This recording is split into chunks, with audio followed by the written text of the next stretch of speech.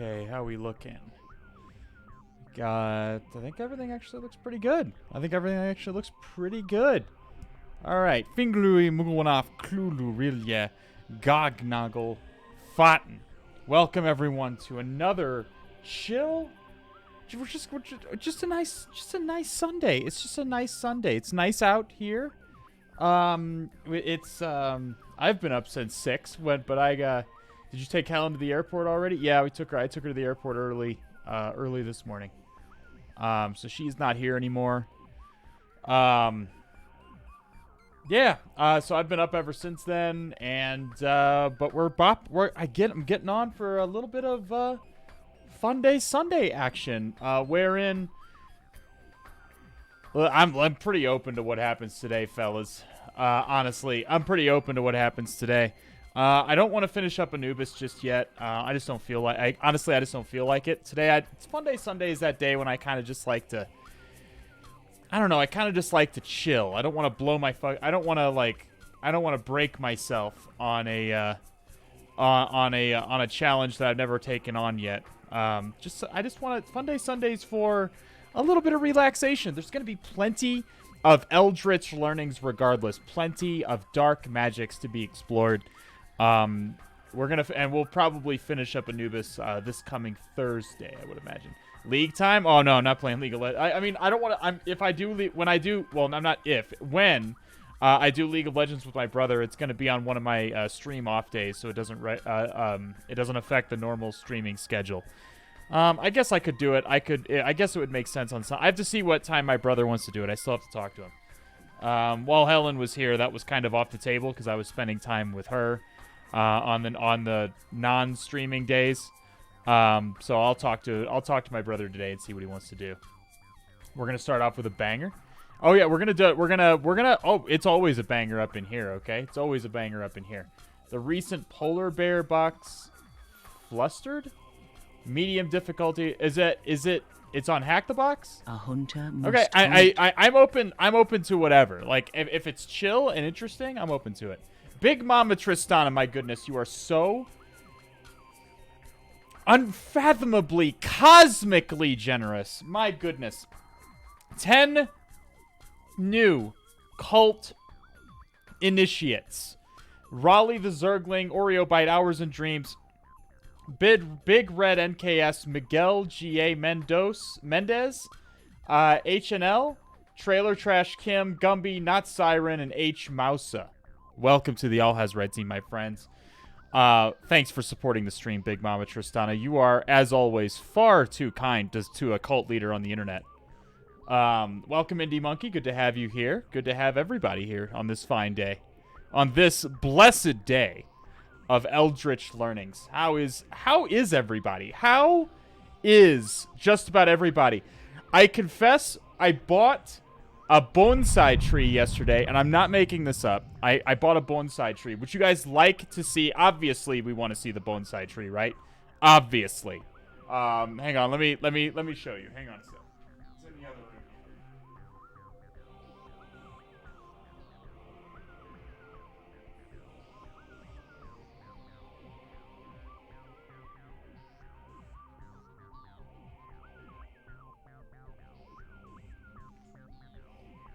Okay, here we go. It is right out of Karate Kid. Look at that. Look at that shit. Right out of Karate Kid. It looks real good. Yeah, it's a Japanese birch, I believe. Yeah, fucking crazy. You need special water? No, you just, I mean, what kind of special water? What is special water? What does it take? Sparkling water? No. I asked him. I've done a little research on him. I need to find a good place to put it as far as to get a proper sun. The proper amount of sun. But yeah, it looks pretty cool, doesn't it? It looks nifty. I like the way the branches, have been cultivated. They look real nice. You know it needs a lot of care? I've done some research. It doesn't need, that much care. It doesn't need... It's a tree! How much tree do you... It needs sun. I need to find the right place for it to get sun. That's about all I'm trying to do right now.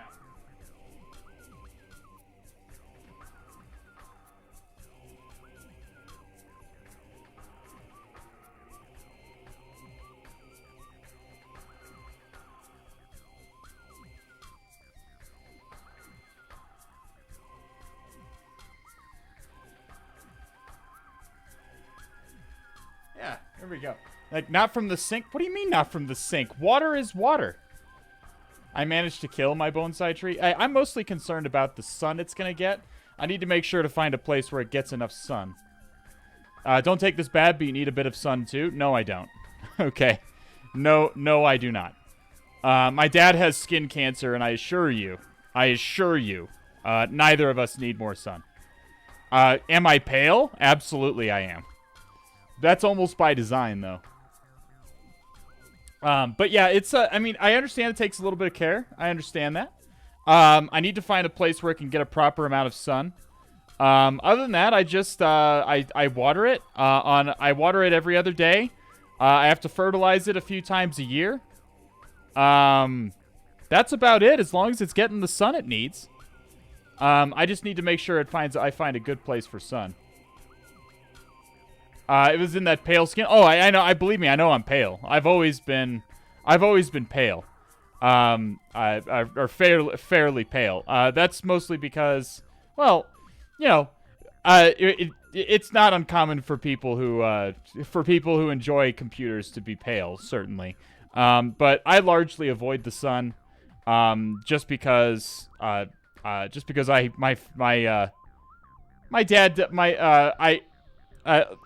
dad has skin cancer, and I don't want to die of skin cancer too. We'll just put it that way. He's not gonna. I doubt he's gonna die of skin cancer anytime soon, but he does have it. I have one in my master bath, plenty of afternoon sun. Yeah, I just got to find a good place for it to get sun. That's all. I might have to put it out on my balcony or something like that. We'll figure it out. Right now, when the it'll be better in the summer. In the spring and summer, the sun comes into the apartment much better. So I'll find a nice spot for it. I'll find a nice spot for it where the sun hits it real nice. It'll be good. Stay blazing. Thanks for the 8 months, my dude. Thanks for the 8 months. Pyglot, thanks for the follow. Wallace Solomon, fire. Thanks for the thank you for the subscription. So on YouTube. All right, what are we doing? Let's start off with let's just do a quick poll. Let's just pop out a quick poll. I don't know what we're gonna get up to. We could finishing Hollow is on the possibility. I'd be okay with finishing up Hollow.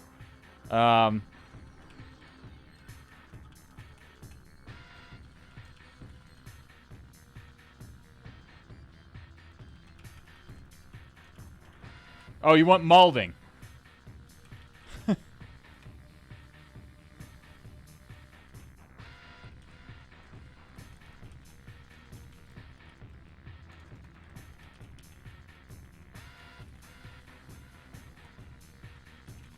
There we go.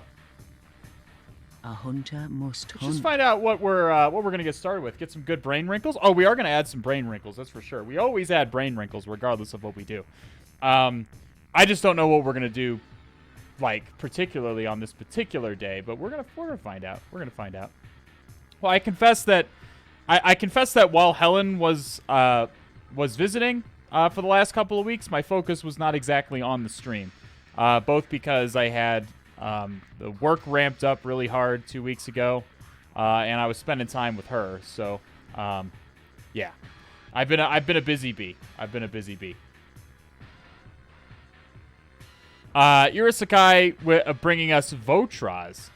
Welcome to the All Has Red Team, Votraz. Thank you so much, Irasakai. Oh, right now, finishing hollow and assorted TryHackMe boxes. Did Helen get a new job? Nope, she's still in the same job. Thank you for everything you do. Hey, thanks for watching me, Irasakai. I was happy to raid you the other night. Thanks for doing what you do.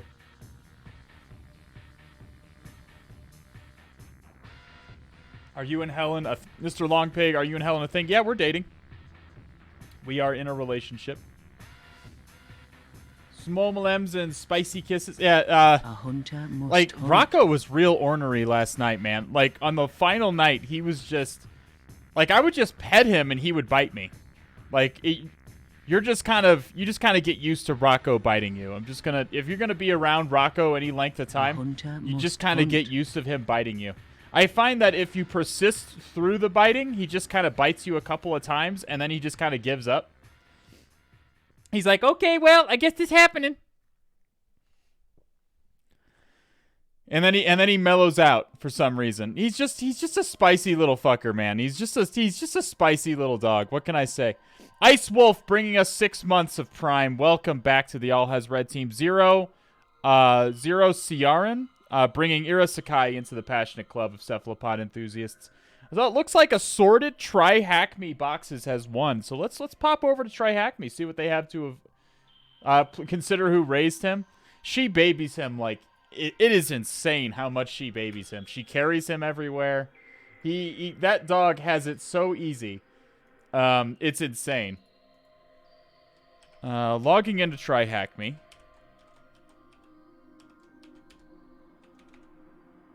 One day okay, how do you pronounce it then? How do you pronounce it then? If I'm pronouncing your name wrong, let me know how to pronounce it so I don't get it wrong again. Kieran? It's Zero Kieran? Okay, Zero Kieran. Okay. All right. Yeah, I can do Zero Kieran. Yep. I just haven't seen it spelled that way usually. Usually a K would be used for Kieran. Have you done all the WinCorp stream? Well, the only one we haven't finished is Anubis, which technically is a member of the WinCorp series, I guess, even though it's on Hack the Box. We have not finished that one yet. We have User. We got User on Thursday. Root might be a little spicy, and I just don't feel like doing it today. Mr. Streamer not saying my name right. Inside Sources? How am I not saying Inside Sources correctly? Clarify that.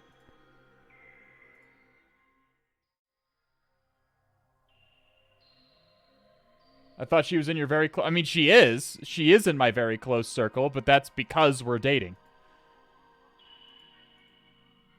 Well, not because... Like, she's still, like... We were close before that, but... We'll just do Fun Day Sunday for right now, until we figure out what we're going to be doing. Inside Horses. Yeah, if I'm saying Inside Sources wrong, I'm just going to make it Inside Horses. Does she have the code to the Batcave? God, I wish I had a fucking Batcave. Oh, but I wish I had a goddamn Batcave. Like, one of my primary motivations for, like, getting... I don't really focus on money all that much, but... honestly, I want to get... I kind of want to get wealthy just so that I can have, like, a... just so I can have like a bookshelf, and you come up to it, you pull on the green book, and it goes like whoa, and opens up, and there's an elevator inside or something, and you go in there, and it drops you down into your fucking lair or something. Yeah, fuck yeah. Like, and you gotta keep the whoa in there as well. You don't want to WD-40 that out. You want the ambiance. The ambiance is very important to that whole process. Orbital Gun bringing Inside Sources into the cult as well. Welcome Inside Sources. Thank you so much, Orbital Gun. You were so kind. With Wizard Tower to Mount Machine Gun. Like, what book would you choose as the opener of the bookshelf? Obviously, the complete I have this really nice tome of the complete works of H.P. Lovecraft, that I got from Barnes and Noble.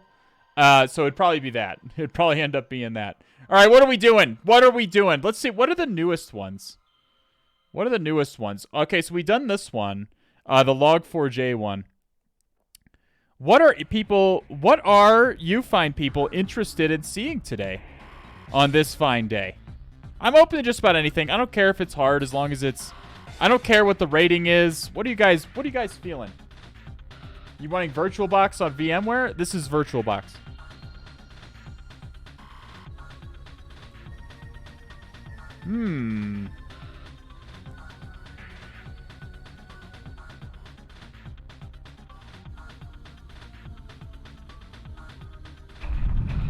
Got tested positive. I'm so sorry to hear that, Andreas. Make sure you rest up. Take it easy. Active Directory, I hate it, but okay, well, let's see if there's... We're running out of Active Directory machines, I feel like.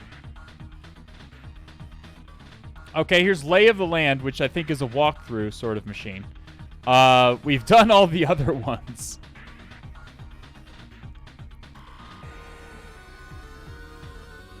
There is Hollow. That would be Active Directory. We've almost finished Hollow. We just have the last few boxes to go on that one. So probably not going to be Active Directory today. Doesn't seem to be any good Active Directory machines. I need to pay for my groceries. You guys be good till I get back. We'll hold down the 4. I'll keep them in line, Maticus Maximus. Don't worry. I'll keep them in line. Ooh. This is interesting. We have a Rop Chain box here. That's interesting. Lumberjack Turtle. This one was actually recommended to me. This one was actually recommended. We're going to throw this one in here. Someone recommended this box to me, if I remember right. So let's start another poll here. What is ROP? ROP stands for Return-Oriented Programming. It's the primary method by which you would exploit like a buffer overflow or a heap overflow. Well, not a heap overflow, a buffer overflow, a stack-based buffer overflow in modern, on modern machines. Modern machines have what's called data execution prevention, which makes the stack non-executable. And so you need to be a little bit more creative to execute code on a modern through a buffer overflow on a modern machine. So Lumberjack Turtle.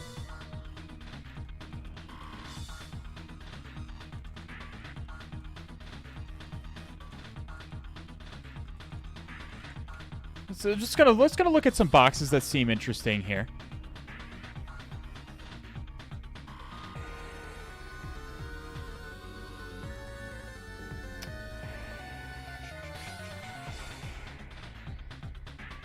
This is blue team stuff. A Hamlet-inspired room. We'll put that in there. If anyone's interested in seeing some Hamlet. Pwn, this pay-to-win Minecraft server. We'll put that in there. That sounds fun. Again, we just look for fun shit to do on Fun Day Sunday. Fun, creative machines are always good.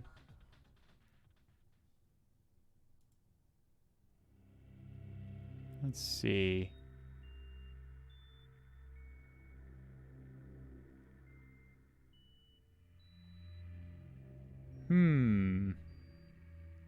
Let's just hide completed here.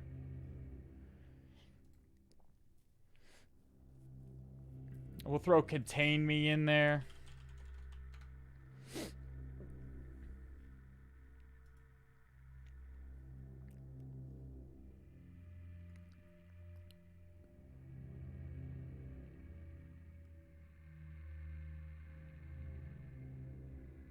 What is this like? It's a hard machine, but... And we'll throw that in there too. What the hell? Temple. There we go. Give it a shot. Thinking about reverse engineering room? Honestly, it's so hard to figure out what people mean. Every single person in this chat means something different when they're talking about reverse engineering. Like some people define it as literally anytime I have to read code and figure out what it's doing so that I can exploit it, which is something we do very commonly on this channel. But there are a lot of people who, like, think that reverse engineering means literally you need to be opening Ghidra or something like that. And that, yeah, we've done that. We've opened up binaries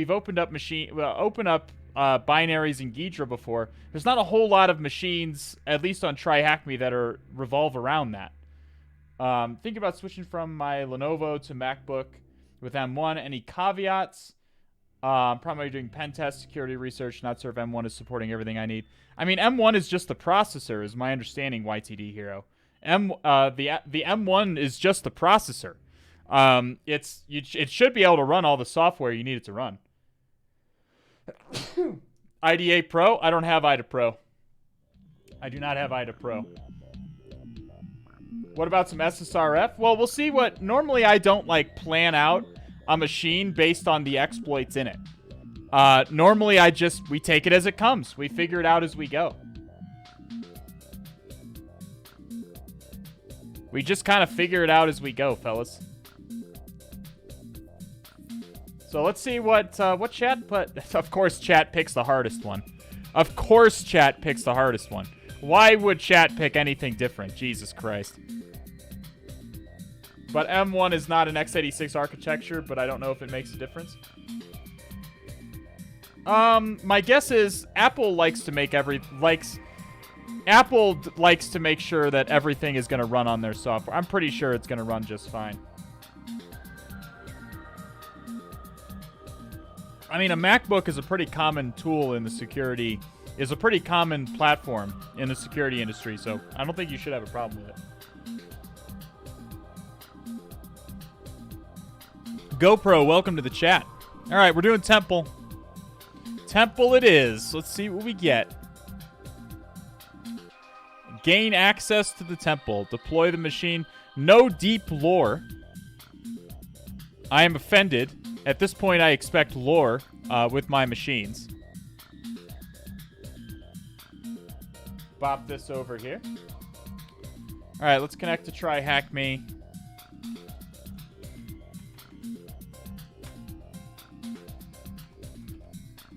Oh my god, I can't type. It's not going well for me already. It's just the regular one. Okay.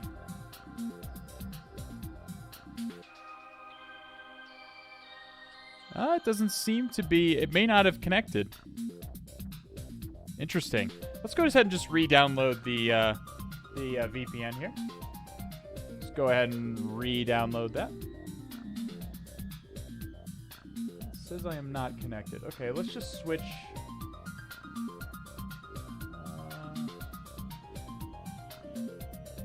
Sure, we'll do that. Download my configuration file. 1 second. We are downloading the configuration file. I'll be right with you, chat. We'll slap this into my projects folder. Where is my...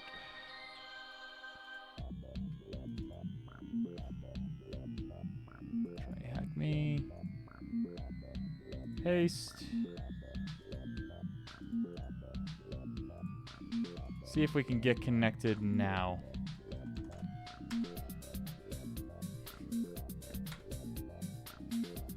There we go. So we have connected. Element IQ, welcome, my friend. Welcome, welcome, welcome.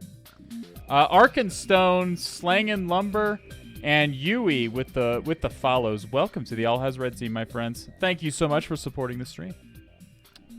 Or thanks for being here, if nothing else. TryHackMe, Mukter Temple.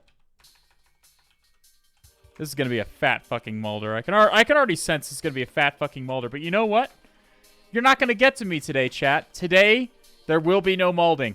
There will be no molding today. And if chat tries to make me mold, I may mold by not mold about not molding. Okay? So that would not count as a mold. Hours and Dreams, you're not going to get to me today. This is basically an Alhaz Ross stream, okay? This is basically Alhaz Ross, Hours and Dreams. So you're not going to get to me today. I am zen, okay? I have my bonsai tree I'm Mr. Miyagi today. I am Zen today. Everything is Zen. Everything is good. We are just relaxing. We're relaxing. There's no dog to bite me 50 times a day. I do legitimately miss Rocco, okay? I miss Rocco and miss Helen. They're both very nice to have around. That's a joke. I mean, it's not a joke that he is biting me 50 times a day. That is not a joke. It is a joke that, that now that they're gone, I'm like breathing a sigh of relief or whatever. That is not happening. We'll talk again in 1 hour. Okay, yeah, we will talk we will talk again in an hour. That is true. I'm gonna hold you to that. All right, we're going back to Temple. Now, we did start it up, didn't we? Yeah, we did start it up. So let's go ahead and give it a little ping. Let's just give it a nice little ping. A little shoot one across the bow here. You know what? Speaking of shooting one across the bow, do you know what we watched last night because some idiot thought that it would be fun? We watched Battleship with Liam Neeson. Have you fuckers seen Battleship with Liam? That is, wow. Like, it was, whew. God damn, that was, I was expecting, look, we've overdosed on speaking of bad movies, we've seen so many bad movies the last several days, but we saw, in theaters, there's a movie theater out in my area that I really like. And Helen also likes it a lot, so we like to go a couple of times while she's visiting, because she doesn't get a chance to go to the movie theater, or at least to the movie theater that I like, that's here, very often. So, we went to go see, just out of wanting to see a movie, we saw Moonfall, okay? Moonfall. And let me go into my face really quickly, just so you can see my eyes when I describe this catastrophe of a fucking film. I guess it's not a catastrophe if you like that B-movie disaster crap. It had strong vibes of, like, The Core. If you guys have seen The Core. Strong vibes similar to that. But the reason I'm bringing it up is there's a part in the movie where there's a part in the movie where okay, so the space shuttle needs to refuel. Okay, this is going to seem like a lot, but I promise you okay, it doesn't really make sense in the context of the movie either, but I promise you this is what the movie presents it as. The space shuttle needs to refuel, I think, at the International Space Station before going to the moon. And I know you guys are very confused by that sentence, but I promise you that is an accurate recreation of of the scene, okay? The space shuttle needs to refuel at the International Space Station, because apparently it's set up to do things like that. And they they dock with the International Space Station, and you get a quick shot of, like, and it fills the camera. You can't possibly miss it. And, okay, let me put it this way. You guys, we've all experienced, how should I put this? Abrupt product placement. Product placement that seems a little out of place, okay? We've all experienced this. But this was the most egregious example I can possibly fathom. And to their credit, it can be hard to squeeze certain products in, to squeeze placement of certain products into your movie about how the moon is literally falling from the skies and is landing on and is gonna impact the Earth and kill all of us. Okay? In fairness, some products are gonna be hard to squeeze that one in. But it was still very jarring, and I say this because when the computer panel on the space station came up or whatever, literally the whole screen was taken up by the word "secured by Kaspersky." And I'm not making that up whatsoever. Apparently, secured by the space station, the International Space Station, is apparently secured by Kaspersky antivirus. Like, that's what I said, Monka S. But it was It was a lot, okay? It was...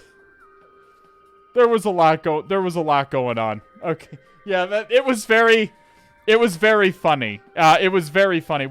Me and Helen laughed our fucking asses off at that. It honestly made the whole thing worth it. All right, Temple.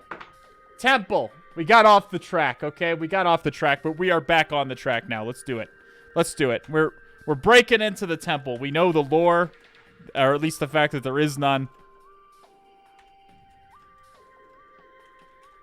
All right, get that fucking Nmap scan. Do it. Get it.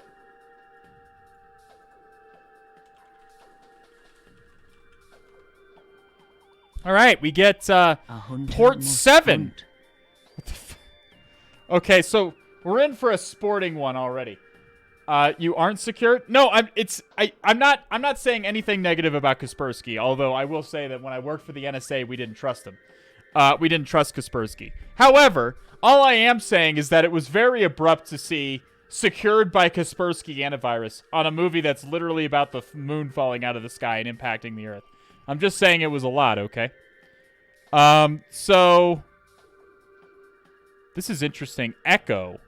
We get no version. My guess is this is some kind of custom crap. So let's just netcat to this port and see what is up. We do see Telnet as well, which is interesting. 7. Cthulhu fhtagn. Okay, so it's just echoing it back to me. So whatever I send is echoed back to me. Okay, test. Yeah, so it's an echo. It's just echoing whatever I send back to me. Okay, interesting. We do see FTP. We don't see... we did run with the TAC-SC option, did we not? We did not. I ran TAC-SV twice. God damn it.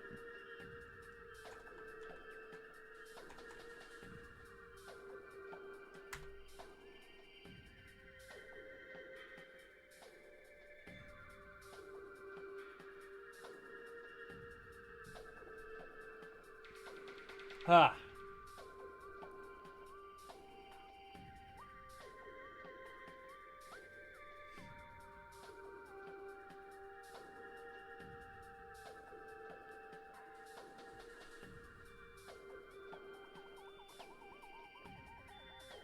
Ah. I'm back, you ill-behaved. They were very well-behaved this time. Parabellum with a 3-month prime re-indoctrination into the passionate club of cephalopod enthusiasts. Welcome. Talking about NASA, I found my first CVE in Fion CMS, which powers in it. Damn, that's fucking badass, Jake Staker.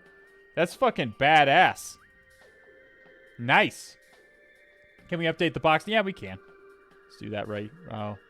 Well, Nmap is done now, but we will update this. My goodness, Hate Handles with the raid. Welcome, Hate Handles, and your viewers. We just started Temple. You're coming in at a good time. Just getting started with TryHackMe. So we do have an Apache server on port 80. We have Telnet on... Let's try to connect to Telnet before I forget about it. It's 254. Is it really 254? 254? It is. Damn. 10, 10, 254... 254. Yeah.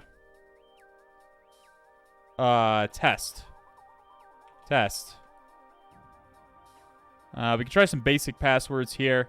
Root. Okay, so it looks like root is not allowed to authenticate. All right, so nothing there probably. Let's start a full port scan because this one looks like it's going to be one of those fucky wucky boxes, which has crap running on all kinds of ports. So let's do. We'll check out that there was port 80 open. There was port FTP. Was anonymous login enabled on FTP? No, anonymous login is not enabled on FTP. We do have port 80. Let's check out port 80. Whoa. The homepage changed, apparently.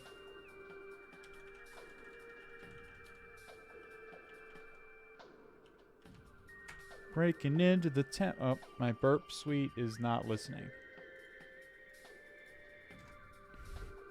Okay. We get the Apache default page. Let's go, Buster.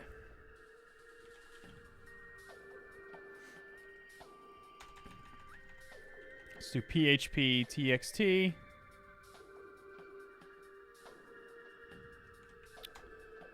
Let's make sure it's HTTP 10.10.254.254. Okay. See if we get anything there. Do we have a robots.txt? Okay, no. So nothing from this web server just yet. What other things did we have to look at? 21, 23. We looked at all of those. There is no anonymous login on FTP. Nmap would have told us. There was SSH, right? 22 is SSH? It is. So this is probably Ubuntu Bionic based on the name. But we can real quick check on this.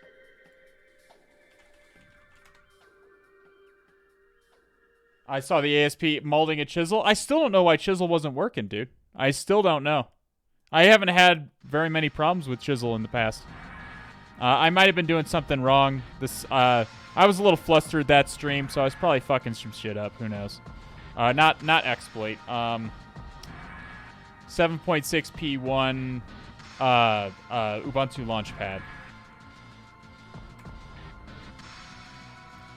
It's Bionic, I would assume, or yeah, Bionic.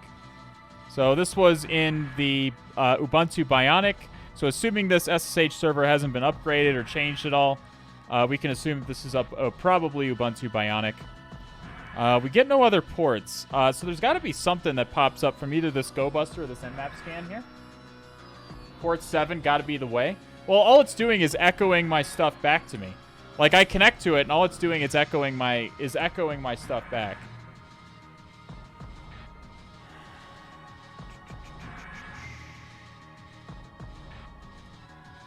Yeah, see, all it was doing was echoing my commands back to me. Can you escape? I mean, there's probably something we do with it, I would say, unless it's here just to fuck with us. We can take another look at it.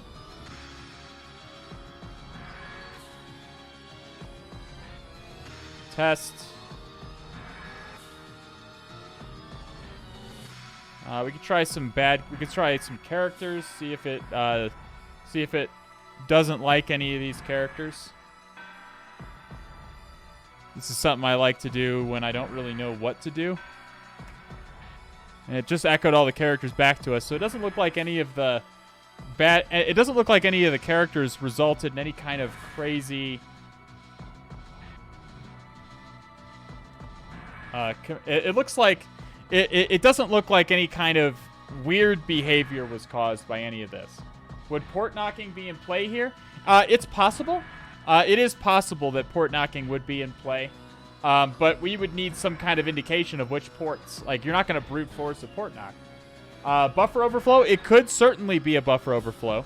The problem with that is we don't have a copy of the binary.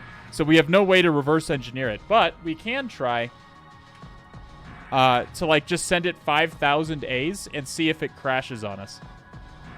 We can try that at least.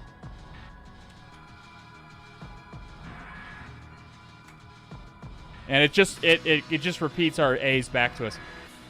There doesn't seem to be anything immediately wrong with this.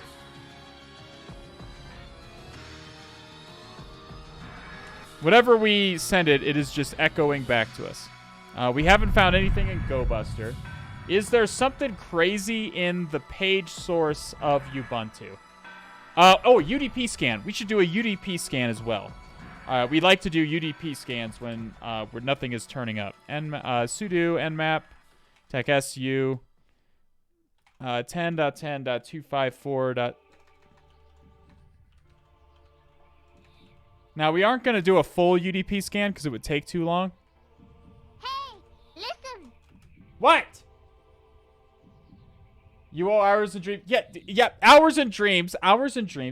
As we discussed, Maticus Maximus, while you were away, Hours and Dreams is of the opinion that I'm going to mold today. But no, I am very zen. I have my bonsai tree, and there is nothing but zen, calm feelings. Okay? Nothing but really zen, calm feelings in me. Today is for happy little hacks. It's basically... it's Miyagi-Do. It's basically Alhaz Ross, okay? There's going to be no... May we see said bonsai tree. I showed it a little while ago. It's in the other room. I bought it. I just bought it yesterday. Okay, we'll launch a UDP scan here. Let's do attack V option. What should I get to eat? What should I get to eat? You know what? I like Raising Cane's. You ever had Raising Cane's Primal MK? If you're in the United States, you should try Raising Cane's. Yeah, I just love the best chicken tendies, okay? You can't do any better for chicken tendies than Raising Cane's, okay? Raising Cane's is where it is. Ooh, the tendies are so tender.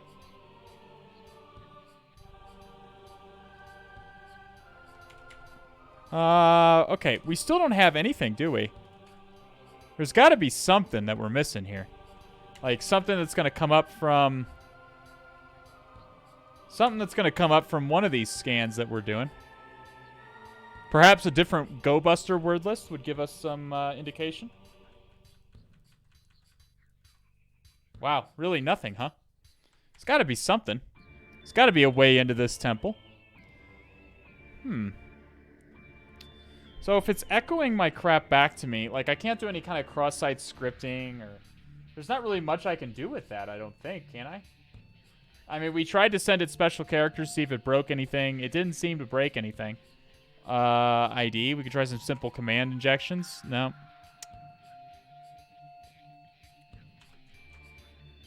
Yeah, it's just, it looks like it's handling the output safely, as far as I can tell. I'm in Norway, no tendies here. Ugh. F's in the chat for Primal MK that he cannot have his precious tendies. Thank you for the 4 months, by the way. I don't know if I actually said that. Mart Chias, thank you for the follow. Cthulhu Fountain to you, my friend.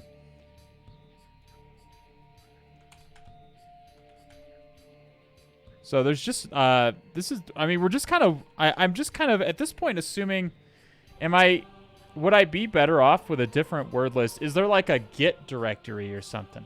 Because I know this word list is missing .git. A hunter must hunt. Nope. Happy 10 months, my fellow, not a cult, but definitely a cultists of fellow cephalopod enthusiasts. We are not a cult. Why are you saying we're definitely a cult, Jif? Okay. It's okay. Listen, this is Miyagi-Do, okay? We're not a cult, Jifaram. We are not a cult. We are a passionate club of cephalopod enthusiasts, okay? Thank you so much for the 10 months, Jifaram. Welcome back to the All Has Red team, my friend. Thanks for supporting the stream. Did you check the page source? Did I not? I thought I did. It was definitely crossed my mind to do it. Let's take a look. Do we get anything interesting? There's just some commented out divs. Nope. I don't see anything. I do not see anything. /admin. It would have been found by GoBuster. There's got to be something we haven't seen in our scans. I want to know why this full port scan has taken so long. I would think it would have been done by now. I would think this full port scan would be done by now, but it is taking forever. You don't see anything because Mike Parsons doesn't want you to... Oh, that's true. I forgot to... They didn't break down my door today. Maybe Mike Parsons has finally gotten over my repeated breakings of Missouri law. Especially because I don't live in Missouri anymore, so he'd be best to get over it.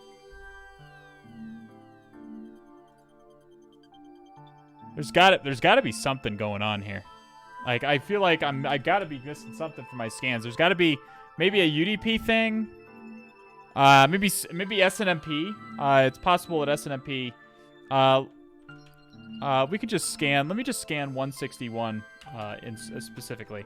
Sudo nmap tech su tac p 161 10 10 2 was it 254? Yeah, .254.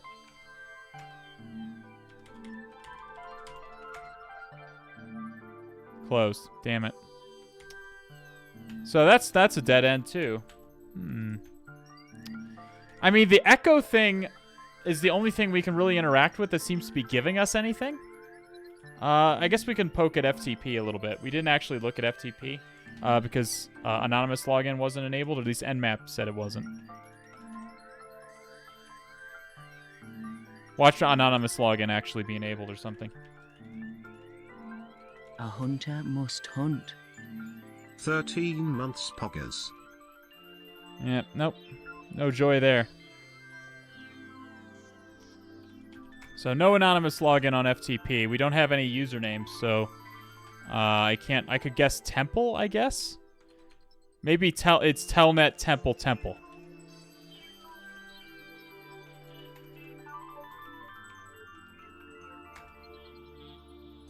Temple.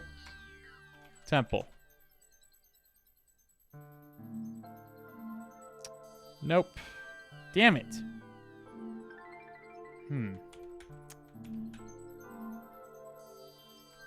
Still nothing from any of these scans? We have open port... What the... Okay, finally we have something, it looks like. We have port 7 is open. That it didn't find before. Port 7 is the Echo server. This is new. What is this business? We do have something new to look at.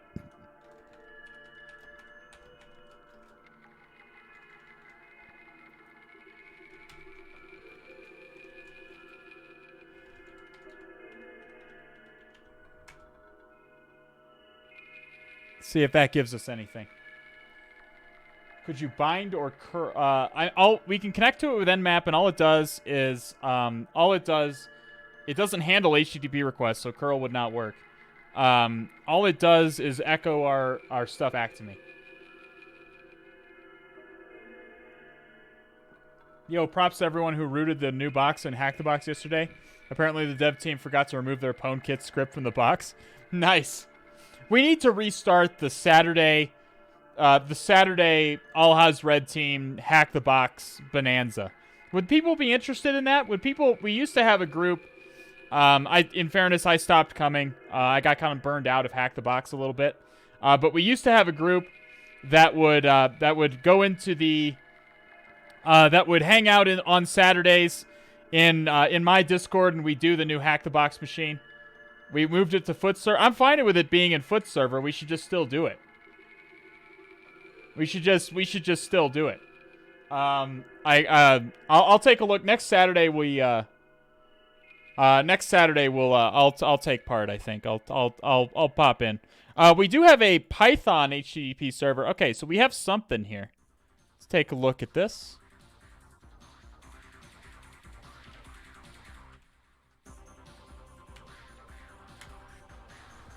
Take a look at this.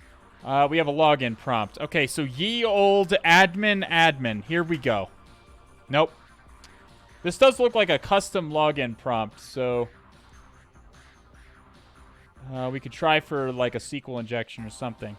Usually you like to try those in these custom prompts. We don't see any references to any kind of CMS that I'm familiar with. Just seems like a simple login page. We can try admin, semicolon.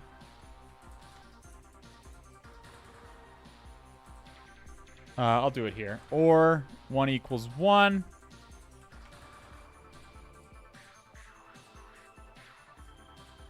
It doesn't matter what you put here.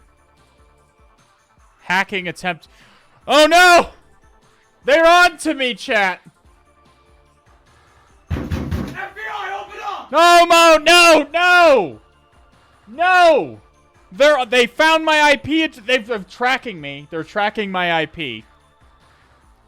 Oh shit! I lost my nice IP address. I'm upset about that. 10.14.9.41 is not nice. That is objectively not nice. Spread 'em, Buster. Like, I'm not gonna spread anything. Okay. Whatever, you can do whatever kink stuff you're into on your own time, though. We don't kink shame in this channel. Certainly not with our fixation on tentacles. Okay, so we should probably Go Buster this as well, huh? It looks like they've got some kind of filtering happening. We will try to do some kind of filter evasion.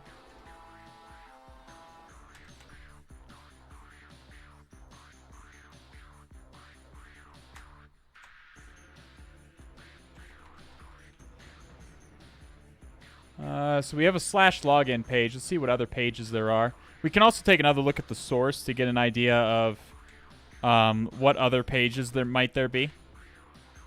Let's take this. We don't need ASP, obviously. We'll leave HTML in, I guess. It's a Python server, so I'm not going to include PHP. /login/home. That's giving a 302 redirect, so it probably just redirects us to the login. I would think. Yeah, it's just redirecting us. So it's giving us a 302 redirect, so it's redirecting us to the login page since we don't have a valid session. Okay. So we can try some other... So if I just put... What? Is it the semicolon or the single quote that's doing this? Hacking. So, yeah, the semi-quote, or the single quote is doing it. Will a double quote do it?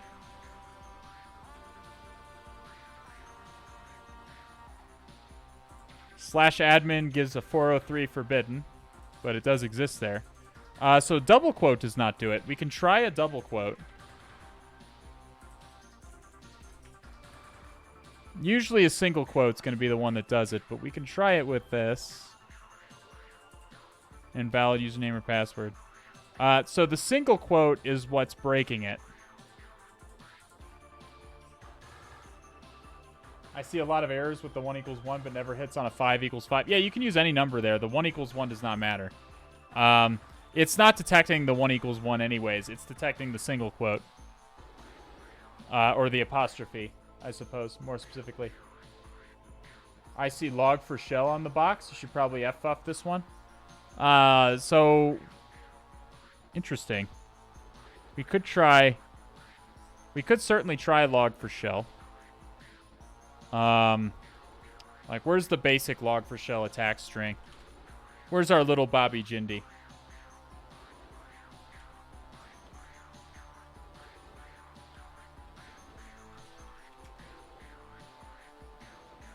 Little Bobby Jindy.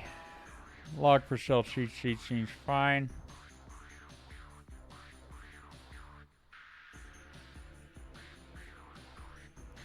Okay, this is not... No.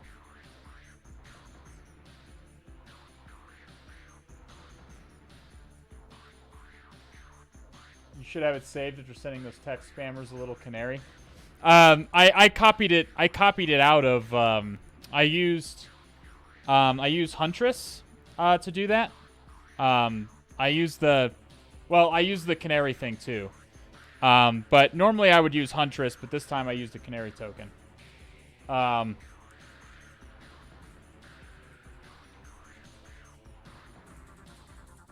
normally it gives you the string. And I just want to make sure I get it right.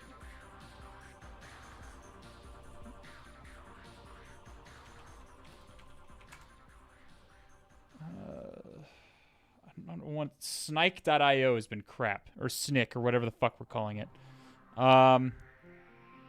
Just give me the attack string, damn it.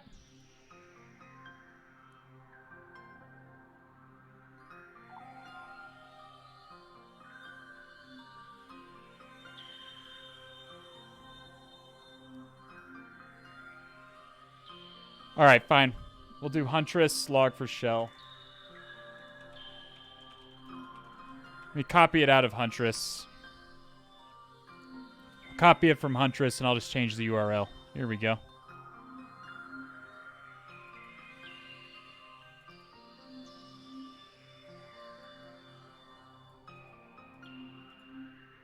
We do see an external page, which is interesting, but that's just redirecting to the login page as well.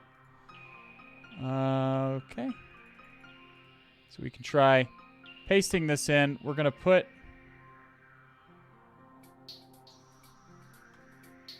We'll put it on 389. What is my IP address now?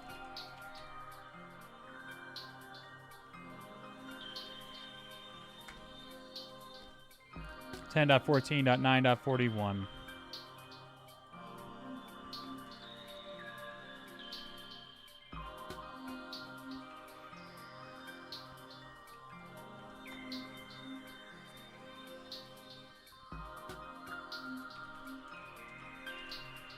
Okay.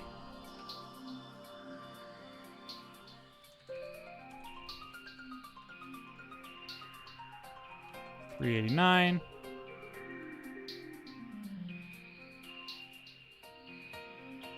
Let's go ahead and copy this and put it into my notes. If you're saying that the log4j is going to come into play at some point, then I should probably put it into my notes so I can test for it later, even if it's not present here. Where's my TryHackMe? Okay, new notes, temple.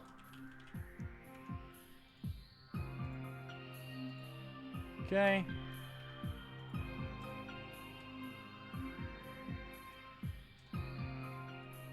Alright, we pasted it in to our notes. It was Flask?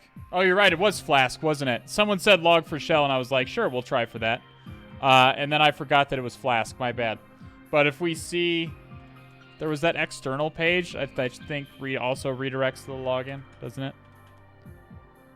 We do see robots.txt, which I, once again, have failed to enumerate. I tested for it on the Apache, and then not here. Oh, it's just nothing. Why is this so slow? Get fucked, TryHackMe! Let's see. This is giving a redirect to the login.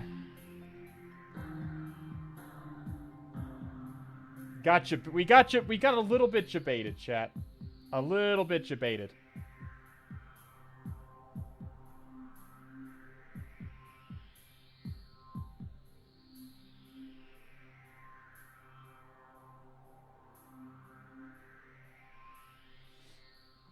TryHackMe's version of a Rickroll? Yeah, apparently. So there's got to be something. Maybe there's some kind of filter evasion. We can try URL encoding. There's a number of things we can try. Let's try routing through burp here. Burp. We can try to do some my guess is there may be a SQL injection or something of that nature. And we just need to evade the filter that's going on here. What's jebaited? It's just it's an emote. Jebaited. Jebait. Age is important to learn cybersecurity. I'm 20. No, it's not important at all. You can be as old or as young as you'd like. All you need is a willingness to learn. Yeah, people are putting the emote in chat right now. Jebaited. Don't you have the attack string in your notes? I actually haven't put the attack string into my notes. It hasn't been relevant on an assessment yet. And I hasn't come up in a... normally things make it into my notes when I use them either in a CTF or in the real world. That's usually what causes things to make it into my notes. I haven't used log4shell on a real assessment yet. I've tested for it, but I just, for whatever reason, haven't put it in my notes yet. It should be, certainly. I should definitely add it in there. You can absolutely... 24 is absolutely a fine age to learn cybersecurity. All right, here we are. We're in burp. Let's take a look. We're routing through burp. Let's just send a simple login request. Connection refused. Oh, the socks proxy.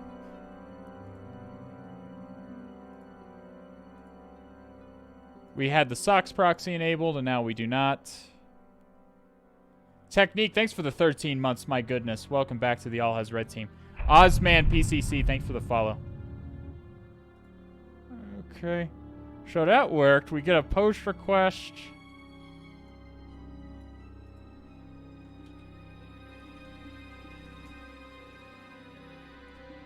Okay, my headset is a demon headset today. It's just kind of sort of turning off whenever it wants to, which is annoying. Let's send this to repeater. So the single quote, as we've noted, does pop the... It does seem to pop the... yeah, you get hacking attempt detected. My buddy JavaScript started learning in his 50s, took 3 tries to pass the OSCP, but he killed it on the 3rd attempt. That's great, my dude. That's really inspiring to me. I really like to hear that. I really like to hear that.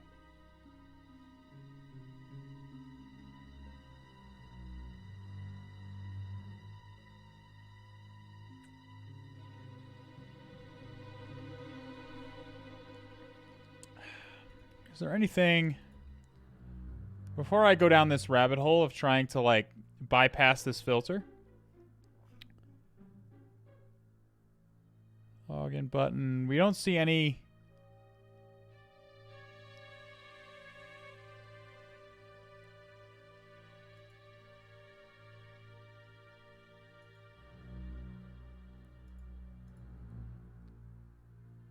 I don't see any links to other locations. There's no register. It doesn't look like there's really anything. We get in. There's an internal, but we get a 302 redirect to log in as well. So, nothing there.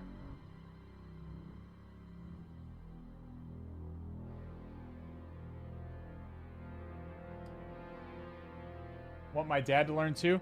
My dad is he's like a web developer. He's like a hobbyist web developer. And because he does web developers and he knows what prepared statements are, he thinks that he knows everything about cybersecurity. I'm going to be honest with you, it gets a little bit cringe. He likes to go on and on about how he talks. He answers those scam calls that he gets, that everybody gets, about, and says, "I'm gonna hack you back. I'm gonna get you if you don't stop calling this, house or whatever." It's cute, but it's also cringe. Like I try not to shoot him down too hard, but like, but I do have to say, Dad, there's stuff that you actually don't know. Okay, there's a lot of stuff that you don't know. He knows enough to be. He knows more than most guys his age, that's for certain. Like, he's a web developer. But as far as cybersecurity, he knows very little and thinks he knows more than he does. So, we only get 200 OKs. Robots.txt was a debate. These are redirects to the login page, so we just get nothing.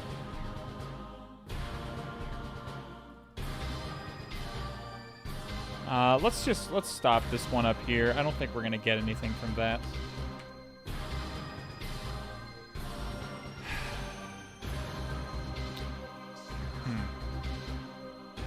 Time for a UDP scan. We already did a UDP scan. We did not. We do get port 68 open. DHC. It's just DHCP, which shouldn't be anything.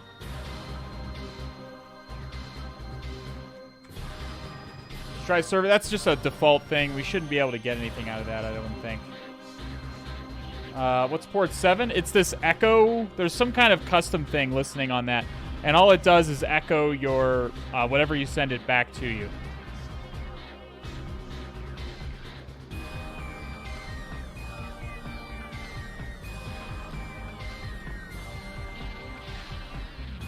Okay, so it's just a DHCP thing. I don't think that's something that we can exploit. God damn, this is... So there must be like a bypass or something here. We can try throwing SQL map at it. Let's try throwing SQL map at it here.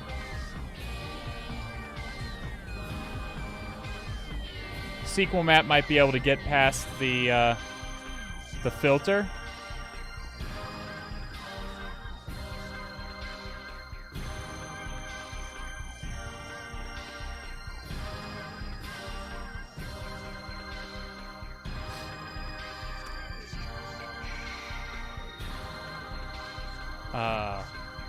Login.request. Try toss some SQL map at it.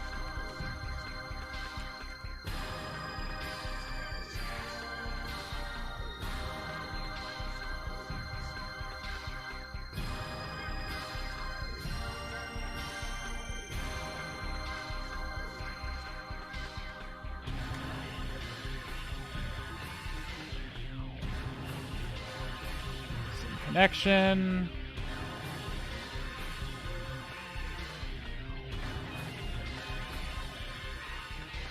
Alright, so it's doing its thing.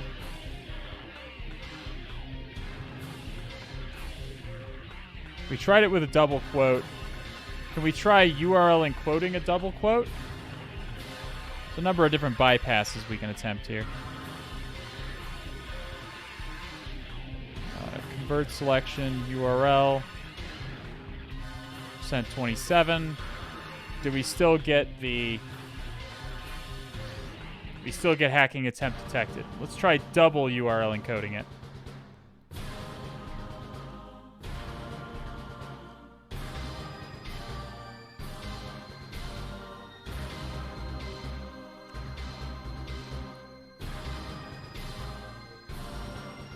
Okay, we get invalid. So that's just a single quote. Or 1 equals 1.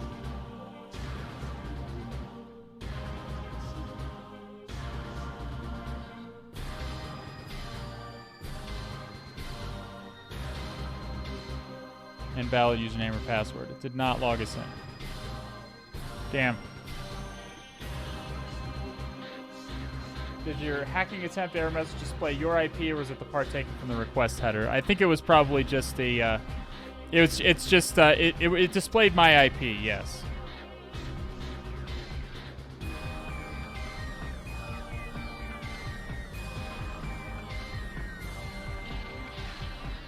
God, this is taking forever. I don't know for a fact that we're gonna get anything from this. But we keep getting more pages at a fairly steady rate, so I gotta believe there's gonna be something interesting that pops up in some...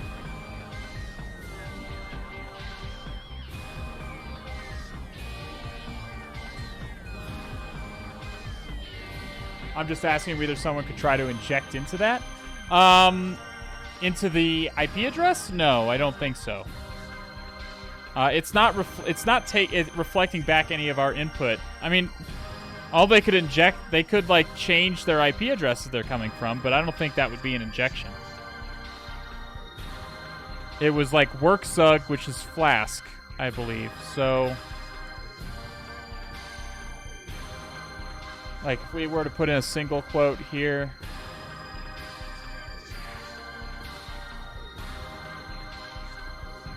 Okay. Alright. I guess we could, I mean, I guess it could be the origin. We could try changing this to 1.1.1.1.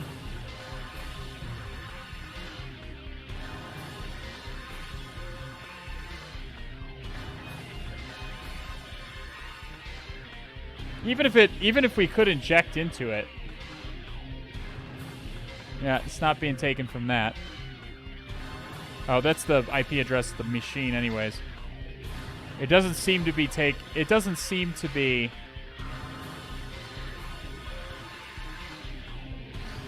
Huh.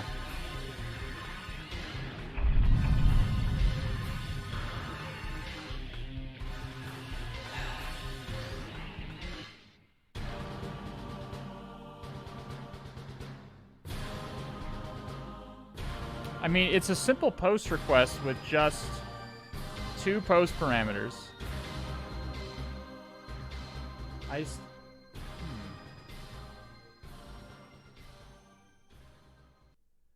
Yeah, that's okay, Matthias. We're all, like, puzzling over this.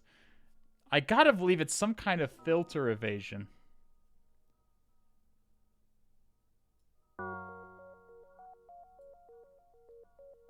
What's going on with the username? This is a single quote. We've double URL encoded it. Sometimes that can work depending on how the request is being processed. Sometimes double URL encoding may bypass certain filters. It did not work in this case, or at least if it did, the SQL injection did not work. Well, let's see. What is the... Does it... Yeah, we can try search exploiting it. That's a good idea. That is certainly a good idea that I should have thought of before this.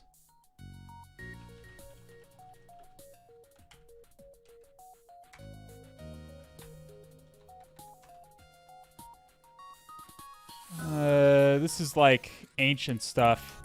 This one I've seen before, like, for real. I've seen this in real life before. But I think this is like an old version of Workzug.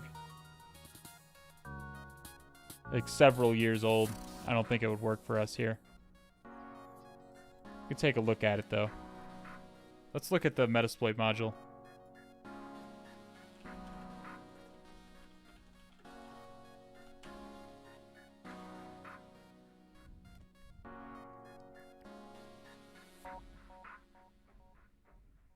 Yeah, so it's 0.9.6, and this is Workzug 2.0.1.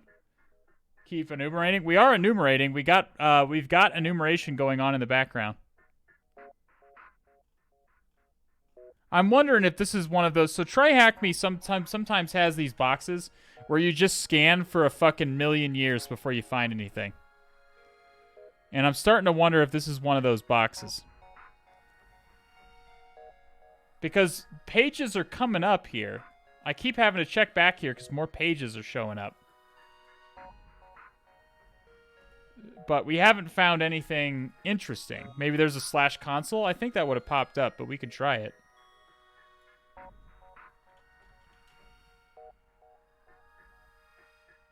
There's an interesting one. So, okay, so what you're telling me is it is one of these.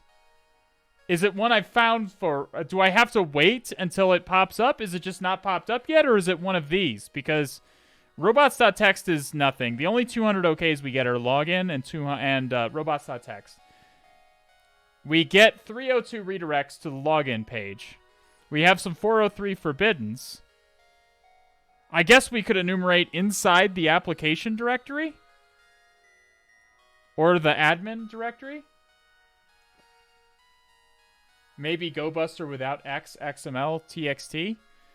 I mean, maybe so. Maybe I should just remove those. Let's remove those. And let's give it 100 threads. I don't know if it's going to break the web server at that many threads, but let's try it.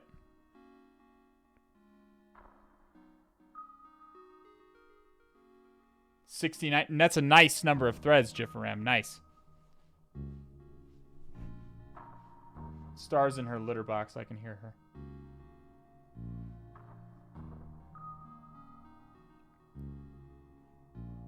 Possibly a 403 bypass? It is a 403 bypass by logging in somehow.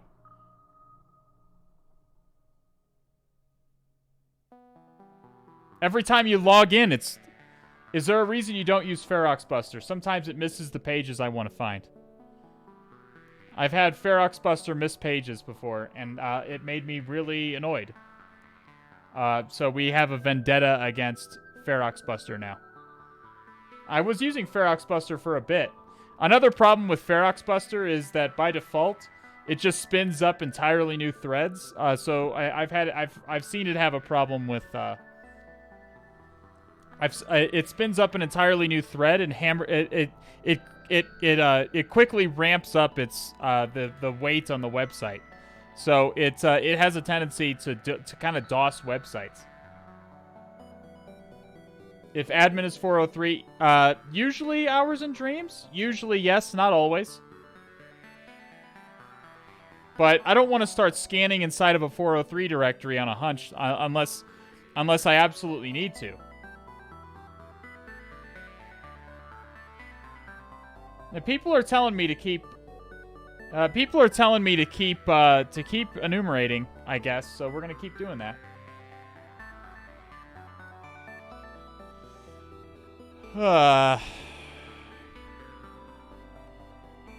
Let's do Stream Raiders. I forgot to start Stream Raiders, honestly.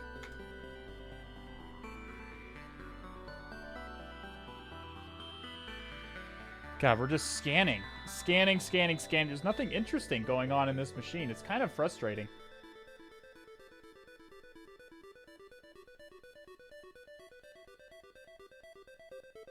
Run Nikto for good measure? We can try that, yeah.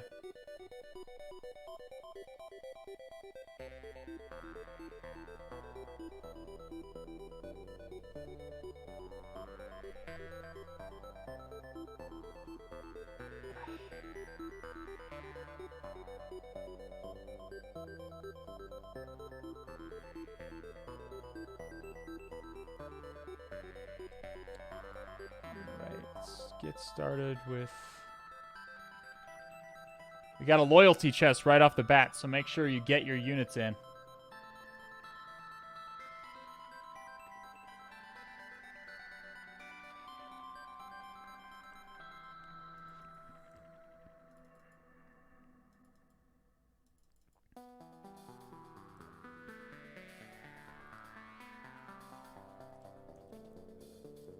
Go Busters. So it's seriously, this is taking fucking forever. If it's one of these boxes where I just have to scan for 1,000,000 years, I think we might just go to a write-up. Is it one? Am I missing? Someone is saying I missed a page. Do we want to just go look at a write-up so we can skip this whole fucking scanning portion? This is boring as fuck. Are we okay with that? I'm bored as fuck with scanning. Like, this is dumb. Temporary. Is that it? Alpha 2? Is that what I'm supposed to see? Dev, new account. So I have to not only find the temporary directory, there's also subdirectories and subpages. Oh my god, I was going to fucking scan for... We were going to be scanning for like 4 fucking hours if that was the real one. What the fuck? I almost don't want it... Oh, for fuck's sake. So apparently, not only did we have to find the temporary directory, but we also had to find the dev directory inside of that, and then the new account page. Like, we're just gonna sit here and scan for fucking 4 hours, apparently? Like, what the fuck, dude? Like, the box created... Like, what the hell is that? Whole stream would have been nothing but Go Buster. What the... Thank God. Thank God somebody bit the bullet and gave me the fucking page. Okay, so we can make an account here. So let's do test at test.com. Test. Register. Your username must be... Okay, test.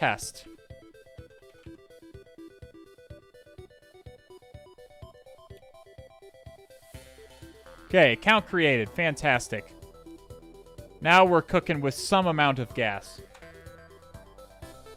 Something is happening. I like it when things happen on my stream. Let's I guess we'll leave this keep going, because who knows? There might be other fucking subdirectories we have to find. Stream Raiders is going right now, Just a Guy. It's going right now.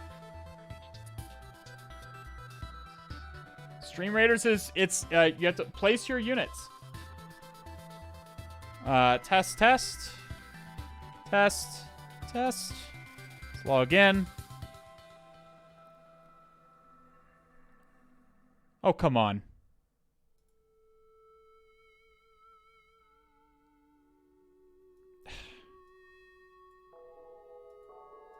Let's just do...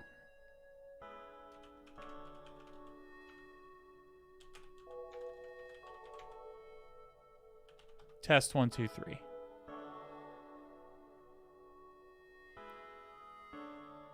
Oh, come on.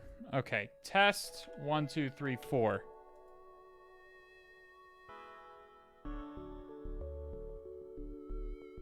Email already exists. Test 2.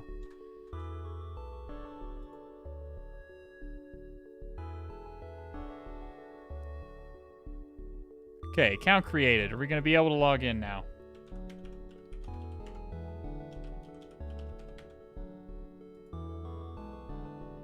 Please log me in.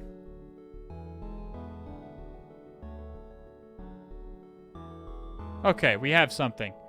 Let's look at the... We have internal news. I guess that's what all these pages are, right? And I guess if we were admin, there would be an admin thing.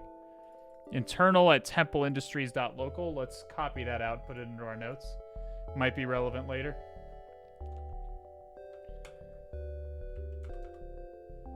Oh, we might want to kill SQL map. That's a good point.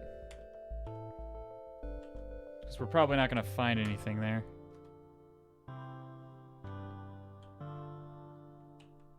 Quit. Skill with PHP. Yes, we know. Pascal, JavaScript, Python, Perl. External news.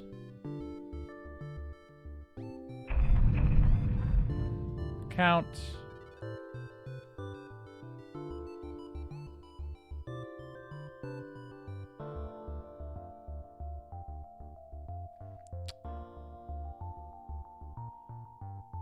Okay.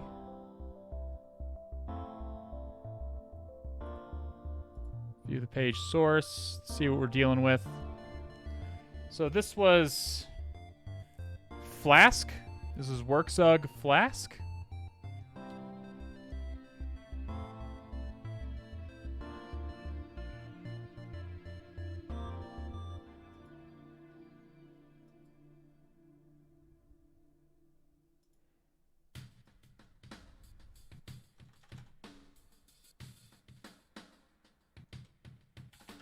First thing I want to try is this.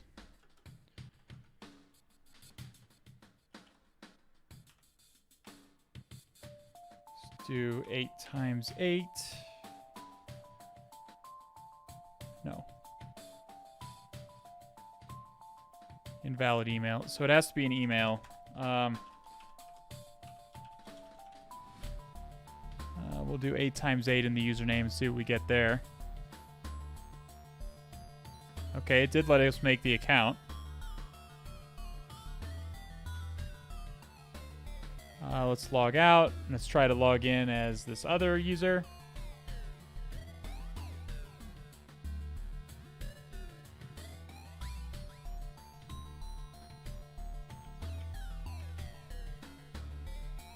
So we're going to try a little SSTI because it is reflecting our username back onto the page.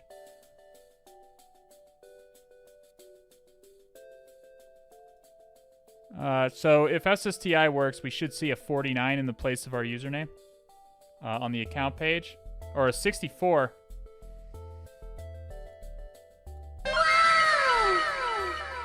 Okay, so we do have SSTI here. So this is server. So this is what's called server-side template injection. This is very common, and this is pretty common in something like Flask. Which often displays elements in the form of templates. So what we're doing is we're basically submitting a username which comprises a template containing Python code in there. This is simple Python code to just multiply 8 times 8. And if we get 64, that means that the web page is evaluating that Python expression. So how can we exploit this? What's the impact? The impact is usually remote code execution. Because if we can evaluate Python expressions, that means that we can execute arbitrary Python code. So this is remote code execution. Now, are there any problems we may be concerned with? Are there any problems that we may want to be concerned with here? Bad characters? Yes. What kind of bad characters do we think may arise?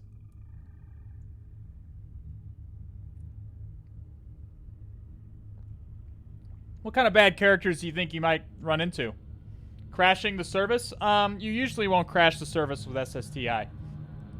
Quotes. We know that there's a filter, right? We have to actually log in, remember? We have to actually log in as this. And if we use, there are bad characters that are being filtered. We're going to have to do a little bit of filter evasion. So we need to figure out what characters are being filtered. We know the single quote is underscores being filtered.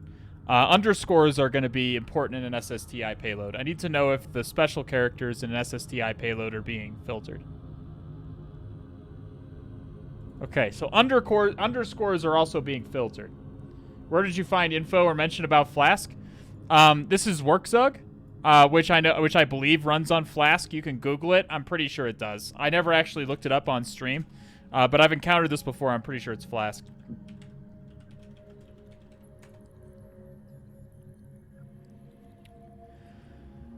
Depends on the Jinja template engine, which is what we're exploiting right now. The Jinja template engine and the Workzug toolkit. So it's Flask.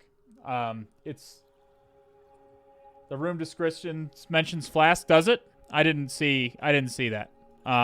So yeah. So this is something to look for whenever you're pen testing Python servers, like Flask servers especially. This is definitely something to look for. It's definitely you definitely want to take a look at server-side template injection. So Jinja SSTI. We just want to get a simple payload. We need to know what special characters are required here, and figure out which ones are being filtered so that we can do a filter evasion. So we're not going to go through the... We can just do payloads, all the things for right now. We can go through the crazy... there's a crazy series of... There's like... what we're going to basically do is exploit Python code to execute shell commands on the server. So I need to get a... So we need to payloads, all the things. Jinja. Template injection. Jinja. So we can also try config.items here. And it'll give you a better look at what's happening. So we have to register an account called config.items. Same password should be fine.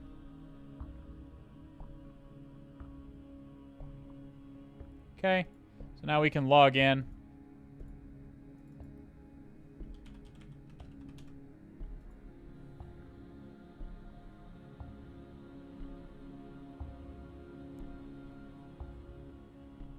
Okay, we go down to account, and we're going to see a bunch of crap here. So get ready for it. Yeah. So this is proof positive that Python code is executing. Okay? So we're able to dump stuff from here. We see some crazy stuff like the secret key that they're using for the to generate the session cookies and stuff of that nature. Are you unable to change your account name, or is it necessary to register a new account every time? I have to register a new account every time, I believe. There's really nothing you can do in here that I saw. I went through all of it. It appears to just be static pages. That's why I tried the SSTI first, because I saw it was reflecting back to me, and it's just something you always want to try for Flask. So one thing you can do, a simple bypass. Let's try a simple filter evasion here. None of those characters in config.items are being filtered, but I can demonstrate a very simple filter evasion if I do something like this. ASCII chart.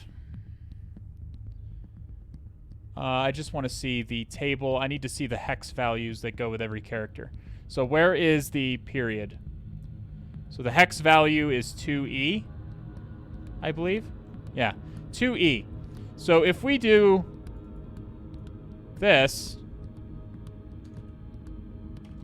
if we just put hex in here, I believe it should still, I think Python should automatically interpret this as a period. This is a common SSTI filter evasion. You just hex encode everything. Or at least the characters that are being filtered. This is no bueno. Oh no, this would be a very bad exploit. This would be critical. If I found this on a client, it would be a critical vulnerability for sure. It would be one of those vulnerabilities that I immediately called up the client and said, "Hey, I found something severe, and you need to deal with it right now, because it's real bad."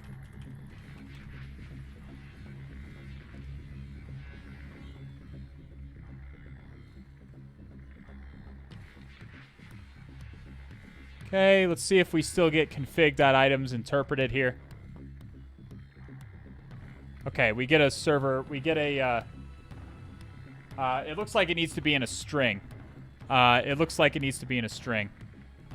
it would need to be like print.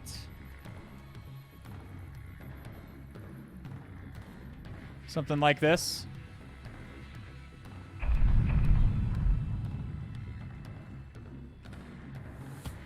Double quotes were fine, so we can use double quotes.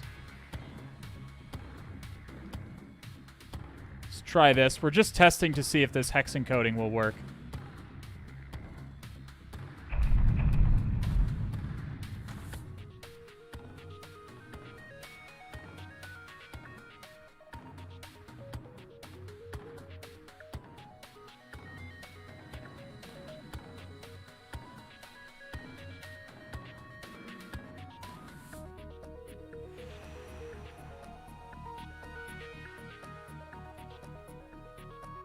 So we're getting an error because best Twitch stream. Hey, thanks for being here, Chirag Artani. It's good to have you as always. Hello, celebratory hands in the air.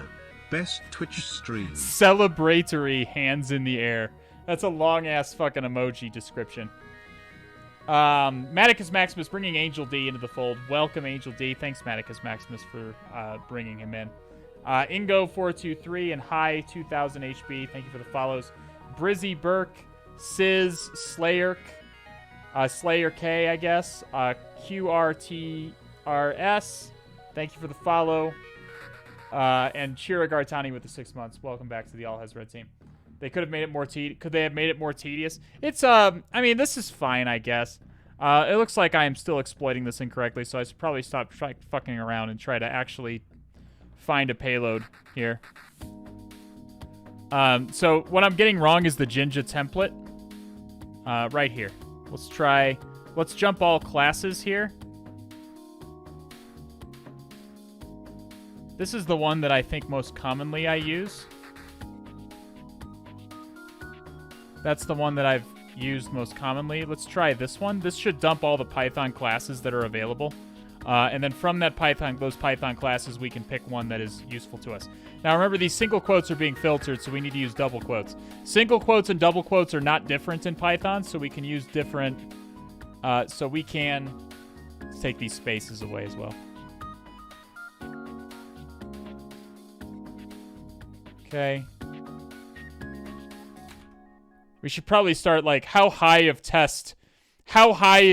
is this number going to get before we get code execution? This may take a little debugging. It's been a little while since I've done SSTI. Might just take a little doing, that's all. Less than 15? Oh, I don't know about that. Hacking attempt to... Oh, yeah, underscores are bad. Shit. So the hex didn't work for the other thing. Let me look up SSTI filter evasion. We need to put those hex things in strings. SSTI filter bypass. Hex. We'll look at this.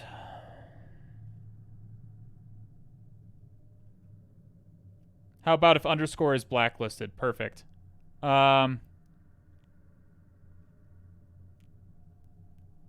Get the attribute of an object. Okay. So we're just going to kind of do a different... Okay, here we go.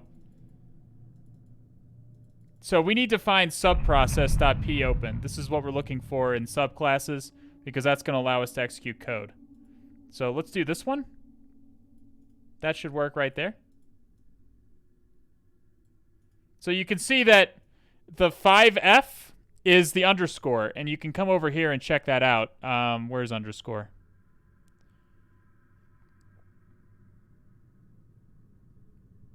Underscore. So the hex, so basically what they're doing is they're using the attribute thing and passing a string of these hexes, of these hex encoded characters, in order to basically do the same thing as we're already doing. God damn it, stop.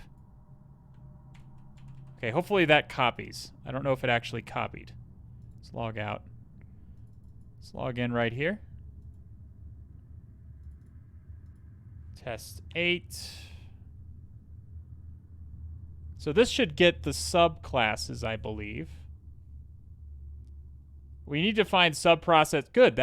So that bypassed the filter. Paste that in. So we should be able to see all the classes that are loaded into the Python process. Does eval work? No. This is a special kind of Python that's being used by Jinja. And that's why I'm kind of floundering at it. It's not just directly execute. God damn it. I have a feeling we're going to get a lot of internal server errors while we're figuring this out.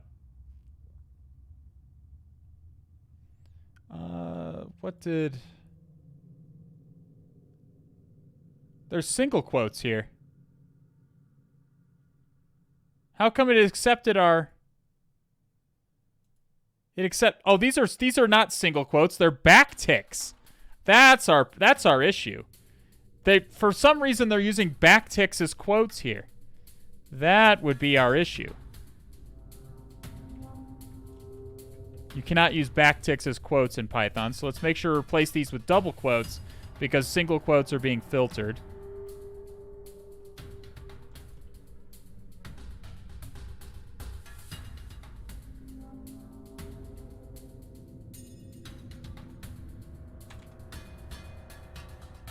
Mods, if you want to do a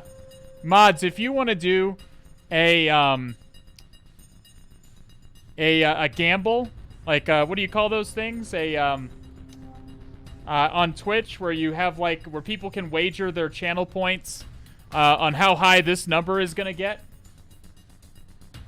Yeah, do a gamble, whatever that is. Mods, if you want to do that, that's okay. That would be fun, I think. I personally think I'll get it by 15. But if I keep getting these eternal server errors, I might eat those words. You can do that? You certainly can. Okay, we've created the account.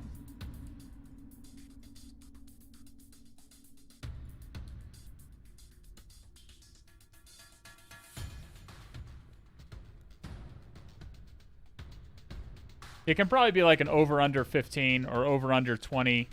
I think I'll get it before 20, but I'm probably going to eat those words. Don't you give me an internal server error, you son of a bitch. Don't you internal server error me. Don't you do it. Okay, excellent. So we can see all the Python classes. Wow. All right. Progress.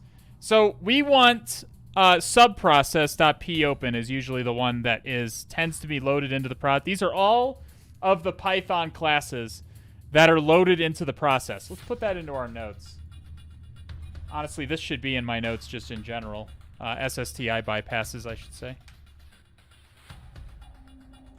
Okay, so that worked for a bypass.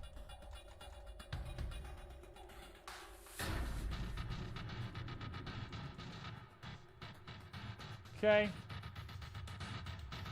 So this is all to get around the underscore being blacklisted. The single quote being blacklisted really isn't a big deal because single quotes and double quotes are completely equivalent in Python. So we can just swap the single quotes for double quotes and it works fine. But the underscore being blacklisted, we need to kind of work around that. So now we need to find which one...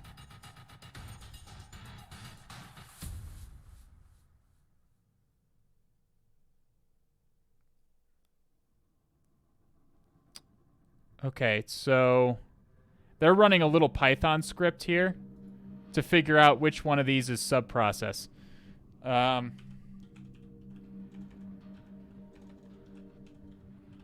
Subprocess.popen. This is what we want right here. That's what we want right there. We need to find exactly which index this is, though. And I don't want to count those. So let's do... I'm thinking. We can just run that little Python script, I guess. Let's just take all of this. Let's copy this.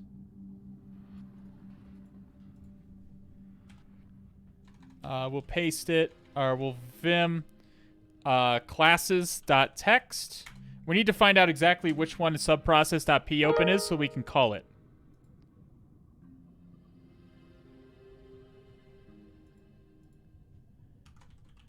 All right, so Python 3.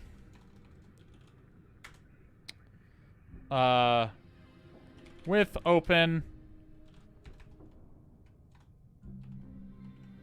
classes.text r as f. So we're going to open up the we're opening up the classes.text file.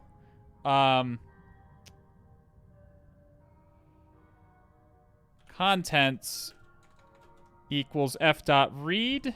So we're going to read the contents into a variable. And now we can see content. If we print out contents, we'll see all of the contents of that file. So the classes are divided by, it looks like, single quotes or commas. So let's just copy. What do they do here? For index value,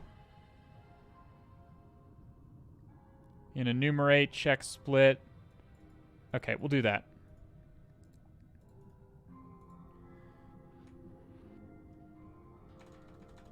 Contents.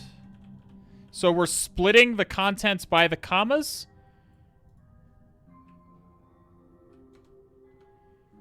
And we're going to... And the reason we're using enumerate here is we need the index. I need to know what the what the index of the value is. That's the whole point of this. We need to refer to subprocess.popen directly so that we can call it. Hopefully that makes sense. If it doesn't make sense, feel free to ask in chat.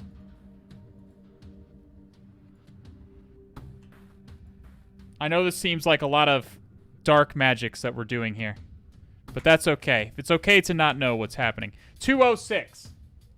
206. So it looks like class number 206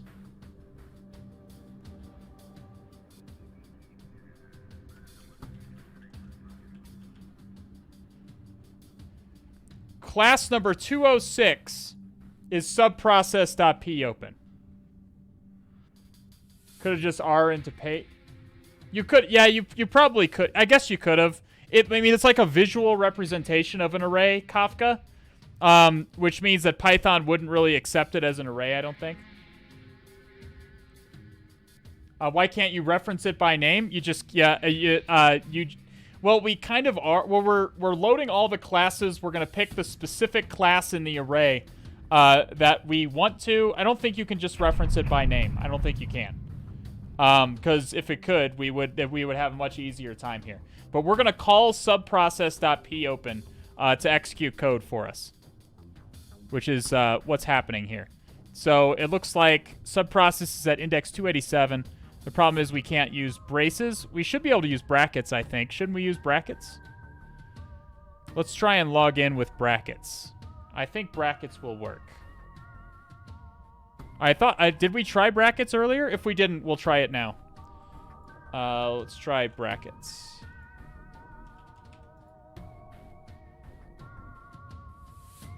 We need brackets so that we can refer to 206 index. And it does accept those. We do not pop the filter. So we seem like we're okay with the brackets.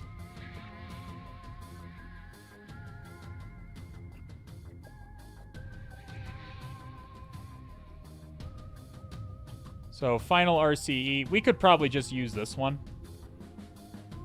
We don't need to bypass the brackets is the thing.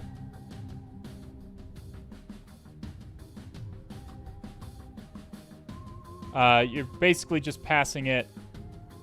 Yeah, we could just use this. Let's just use this. We don't need to bypass the brackets, but we will anyways.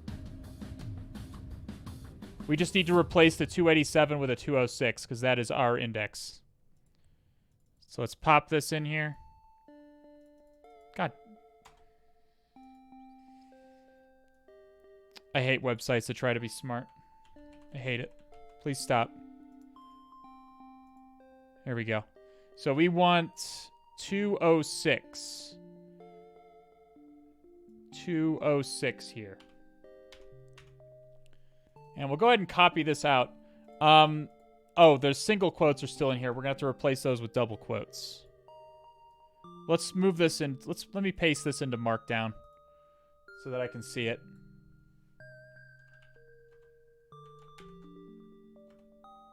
Okay. So they're using special quotes here. We don't want that. We just want to use double quotes.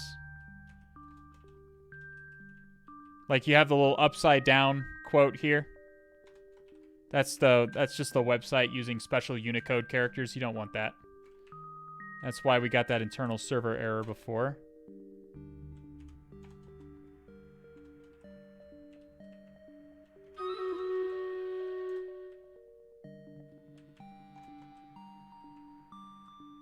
We have to replace all these single quotes with double quotes. Again, in Python, double quotes and single quotes are completely equivalent.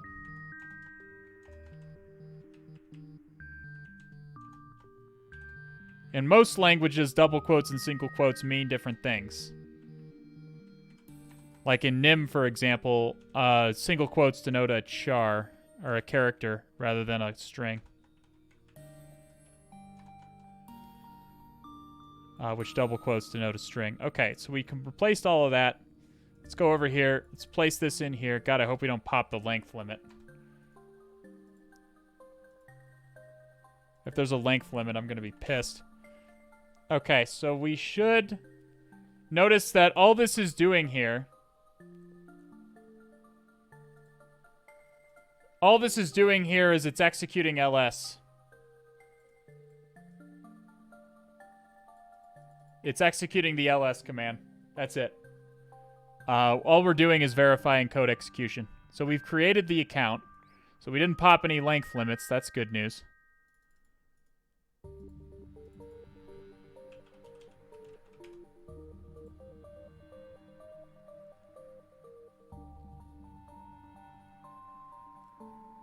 Let's see. Don't give me an internal server error. Don't do it. Don't do it, buddy. Fuck. Damn it. It's okay. I'm zen. I'm zen. I'm not upset. Okay? I'm not upset. Did I forget a single quote? Let's check that first. Technically, this decode doesn't need to be here, but... Well, I think it does, actually. Let's do Stream Raiders really quick. Are we good? Oh my god. Stream Raiders had so many issues lately. It looks like it crashed on me again.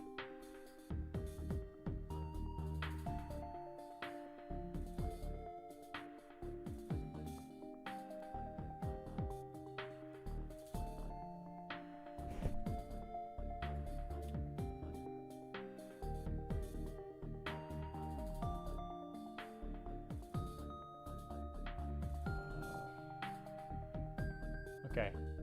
Are we good? Let's do Stream Raiders.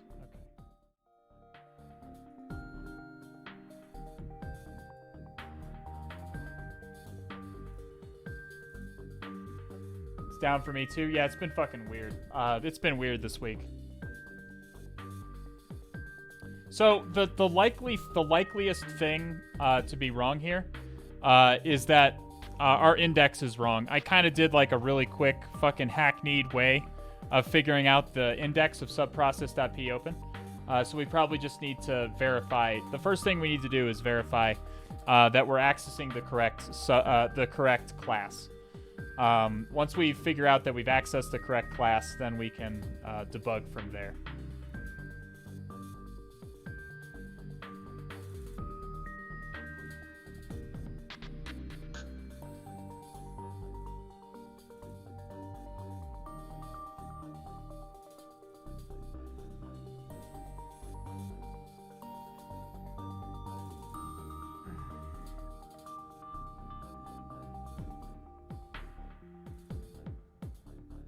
Digging this playlist? Yeah, the FTL soundtrack is a fucking bop, dude.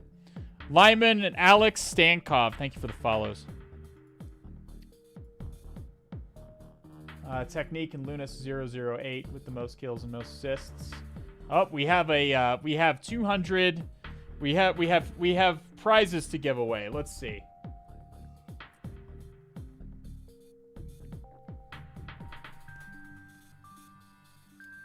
Let's do some trivia.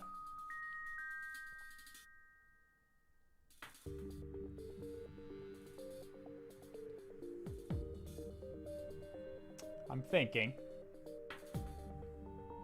Again, as always, please don't answer unless you're in the Stream Raiders battle. The point of this trivia is to give away this 200 gold. I know at this point you guys don't listen to me on anything. So, but... It's annoying. It's annoying when people answer and they're not in the Stream Raiders battle. Okay, so let me think. And the whole point of this is to give away Stream Raiders. The answer is Rocco. Let's see. I'm thinking.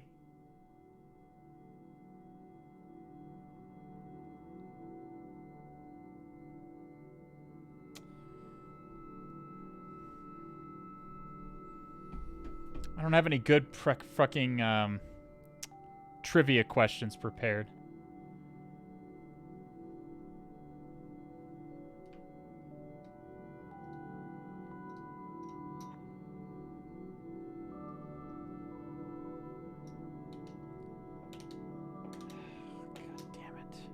I understand chat is waiting. Look, we're zen, okay? We're zen. Okay? We are zen today, okay? But this is Zen Day. I'm thinking, how tall was Jesus? God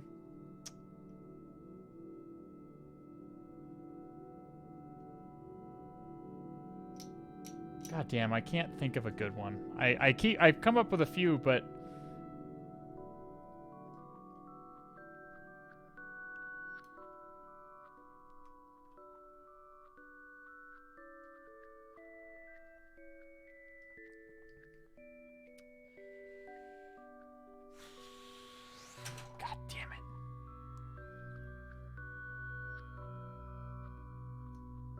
can't think of something good. Okay, we're gonna Google.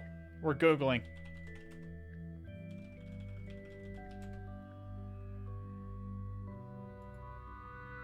All right, I'm Googling some quick trivia. I was woefully unprepared for this. Okay, this is garbage. Okay, this first. Okay, no. I hate it when I hit back and it doesn't go back. It just stays on the current page.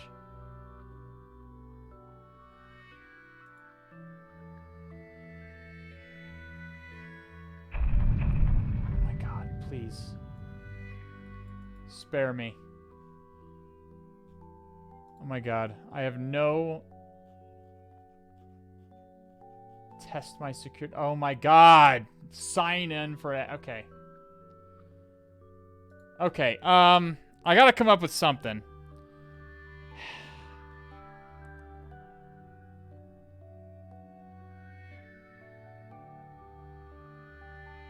I think I've asked this question before, but fuck you, we're answering it again. This is the new Captain Crunch, okay? What writer did H.P. Lovecraft cite as his primary source of inspiration for his own work? What other famous writer that you certainly have heard of did Lovecraft refer to as a huge source of inspiration? Jester Juco is correct. Jester Juco is correct. It's Edgar Allan Poe. The correct answer is Edgar Allan Poe. He directly references Poe in Shadow over Innsmouth. And of course, as is tradition, Joker Juco is not in Stream Raiders. As is tradition.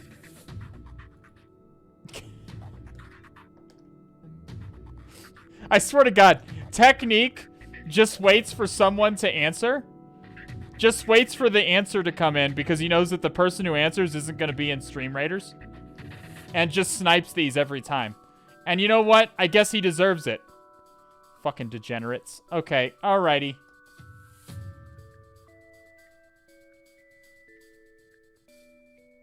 That's what I'm going to do next time. They're all learning from Technique's technique, if you will.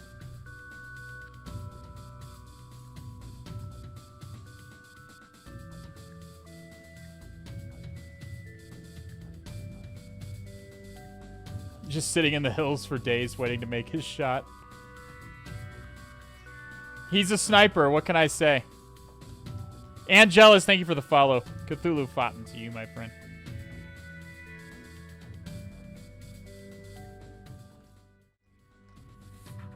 Okay, so again, the first thing that we're going to need to do is figure out if they were calling the correct index here. So the thing is, I think we can just delete all of this. We need 2 braces. Let's make sure we are calling the correct index.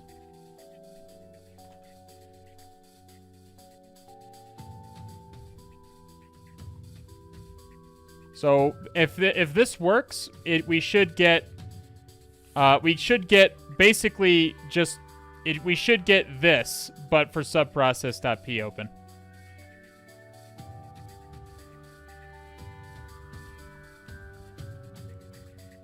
They did make this kind of annoying to exploit, didn't they? It's mostly that the website takes a few seconds to load every page, which is a little bit annoying. So we're loading number 206, which is the index that we found. I just want to make sure that before I go into more debugging, I just want to make sure. Yeah, so the issue we're having is we're loading the incorrect class. So that was the incorrect class. My shitty, hacky way of figuring out the correct index was not correct. So let's find subprocess.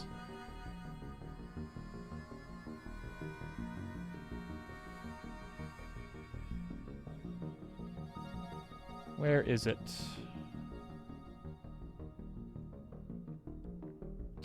I keep looking up how to fucking search in a Tmux pane, and I keep forgetting how to do it. Does anybody by chance know how to search in a cproc? Oh, here's subprocess. Okay, here's subprocess.p open. Which class did we land on? Socket server threading. So it's got to be around here. This is the one we landed on. So this is 206, 205. Is it forking? Wait, what is it? It's threading mix-in. So it's this one. So this is number 206. This is 205. 204. 203. 202. So, again, I'm doing it in a shitty jerry-rigged way. But 202 may be correct. We're at test 12 now. The good news is that our bypass is working. Watch it be wrong again. Killer, I'm gonna need you to not be a little dick about this, okay? I'm gonna need you to not put a jinx on my whole fucking operation here, okay? Why is chat always wishing for me to fail? Why is that? We are zen today. I'm not even malding. Today is not a malding day. We are zen. Zen day.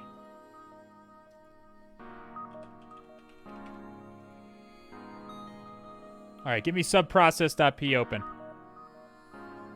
Do it, pussy.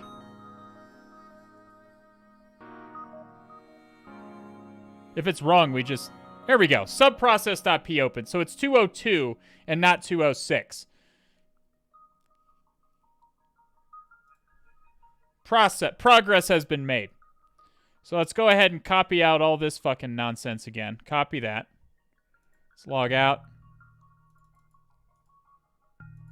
Paste this in. 202. Test 13.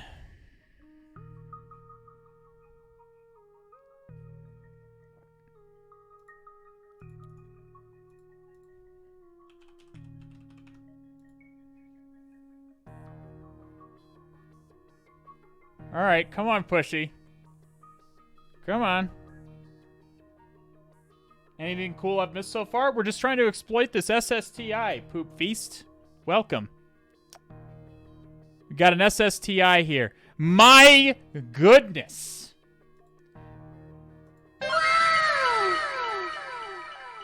That sure looks like the contents of a directory, chat.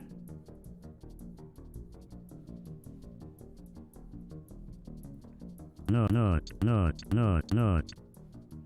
So we now have a way to execute code on the server. Does that make sense?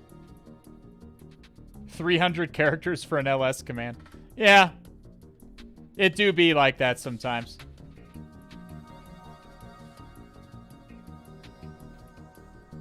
So we can execute code. This bypass with the hex bypasses for the underscores. Is this a Python web server? It is a Flask web server. Would you like to try this? No, because it has underscores in it.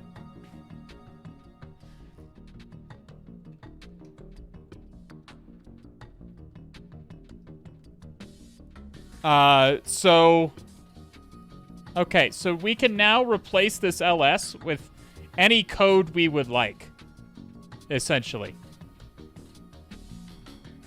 So this is probably going to be easiest if we do something like...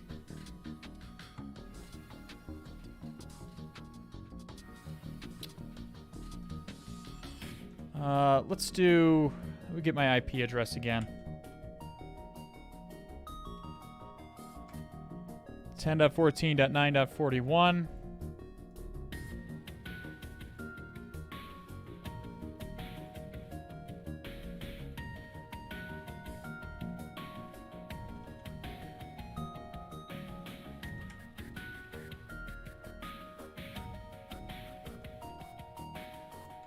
Let's make sure that echoes right. It does. Let's base 64 encode it. Again, we're still dodging bad characters here, like these single quotes. So the easiest way to do it is just going to be to base 64 encode it. So we'll base 64 encode. So we're going to echo this base 64 encoded reverse shell. It's going to have to be tac n to remove the new line from the end. Base 64 decode it and pipe it into bash.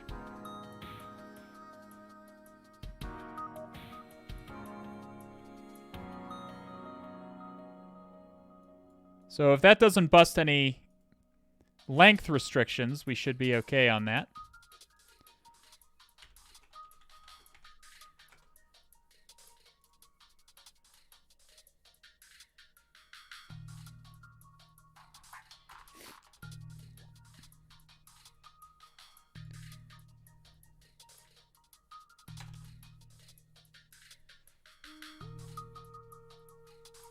I may have to watch this stream from the beginning. Seems like a good one to learn some advanced stuff. So we're doing... It's an SSTI with some filter evasion.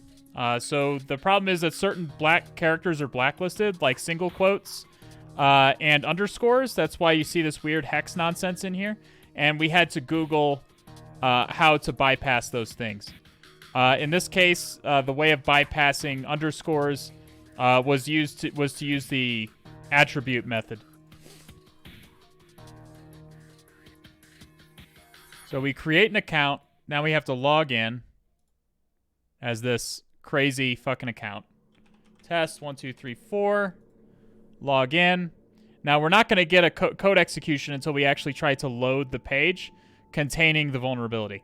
It's similar to cross-site scripting in that way. So we click on account. Now it should execute. And my goodness. Hackerman. I'm in.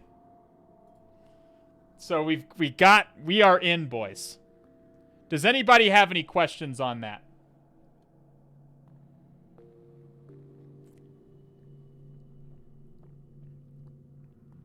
We have breached the temple. Does anybody have any questions about any of that? Again, it was just as simple as... I knew you could do the hex thing, but I forgot about the attribute method. It's been a little while. You don't see too many server-side template injections in the wild, honestly. Really the only part of the box I didn't like was the extensive Go Buster that's required to find this shit. What are common indicators for template injections? So you should be testing for it anytime anytime you're dealing with a Flask server and you have user input being reflected to you back on the page. Basically, anytime you're on a Flask server and you're testing cross-site scripting.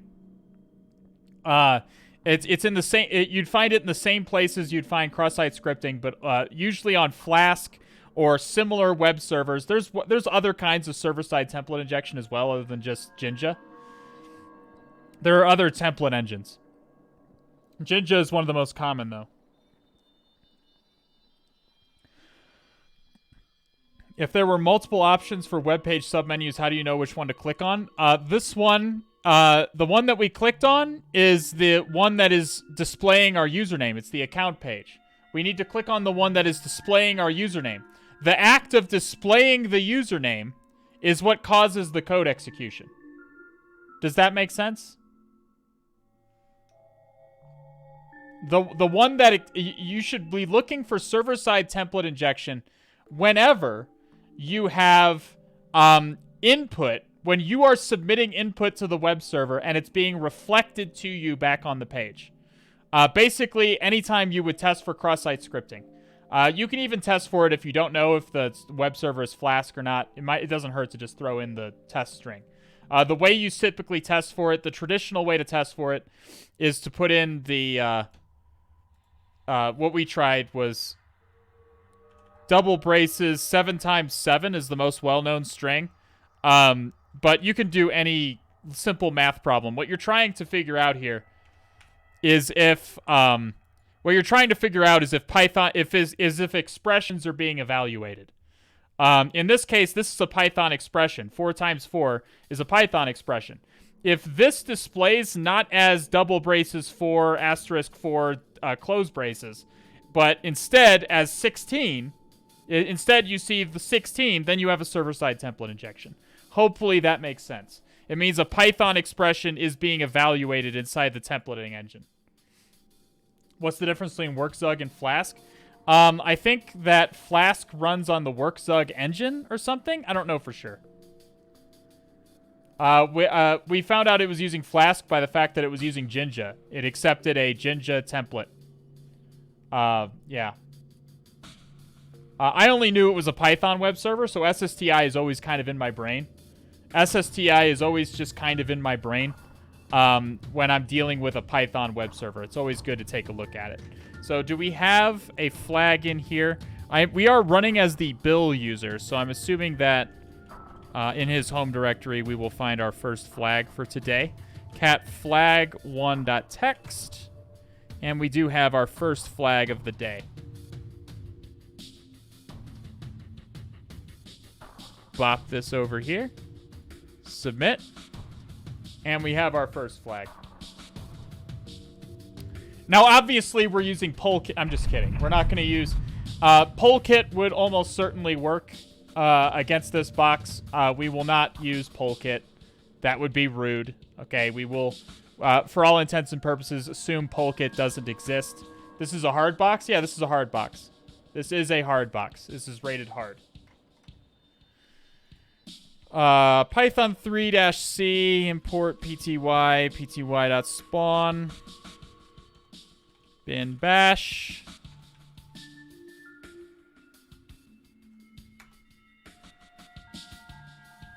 Oh, it just took a second. Okay, Control Z, STTY raw minus echo. Export term equals X term to 56 color. Okay. Alrighty. So now we have a proper shell here. Let's see what groups our friend Bill is in.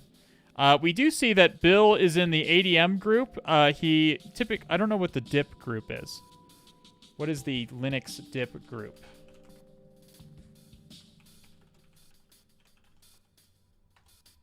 Linux dip group. Dial-up IP and membership dip allows you to use tools like to dial up a connection. The user in this group cannot configure the modem. Is there a privilege escalation? Disk group. So probably not. Probably not.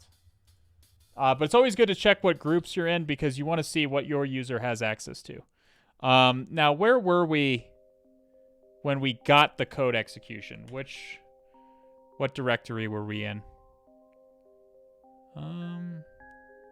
We were in web app. In this web app directory. Is there anything in here? It looks like a very simple Flask web application here. Did we get anything interesting? We do see this is the secret key. We already have that because we saw the config.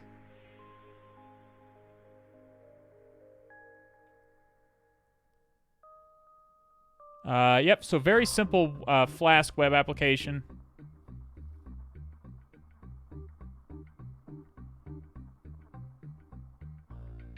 He's got a crazy regex for figuring out an email address. It's surprisingly hard to write a regex that will find a valid email address.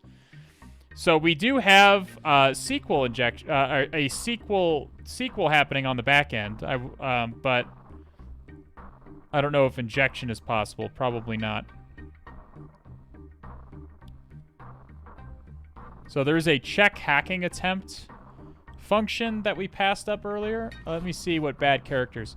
So the single quote, the underscore, the pound, the and the semicolon. These are common SQL injection. The underscore not so much, but these are common SQL injection characters, so it makes sense that those would be blacklisted.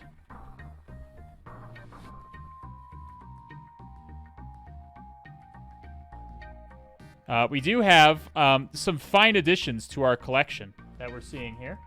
This is what... A fine addition to my collection. We do have some wonderful fine additions to our collection. This is why you always kind of want to check.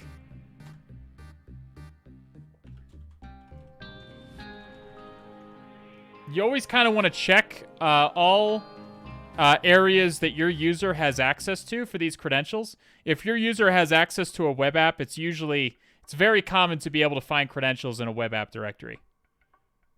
Let's go ahead and... It's getting interpreted as markdown, so we'll go ahead and put it in those quotes there. Let me paste it again to make sure nothing got mangled. There we go. All right, so we do have a temple user. This is the SQL. This is the SQL database user, which is good. We can go into the database to find more fine additions to our collection.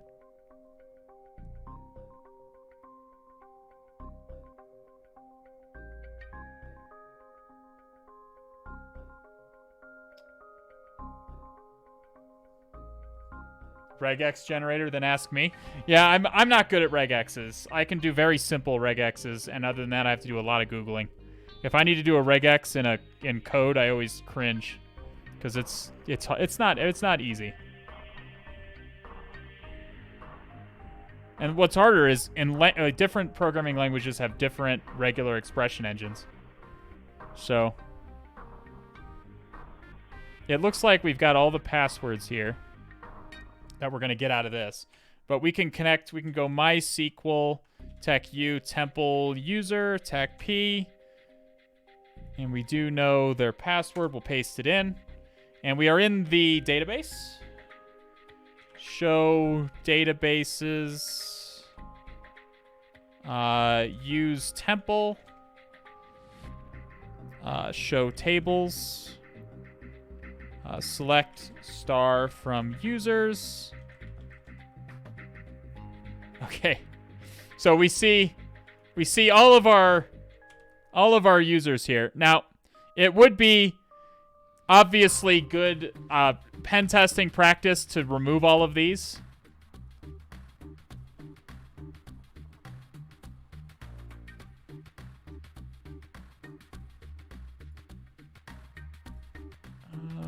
Let me make this.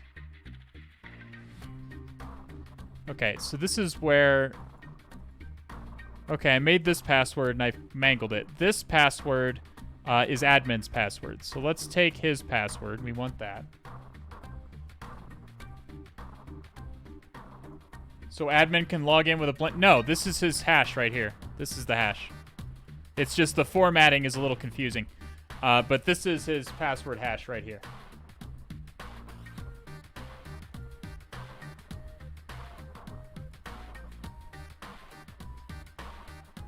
What kind of hash is that? No fucking idea.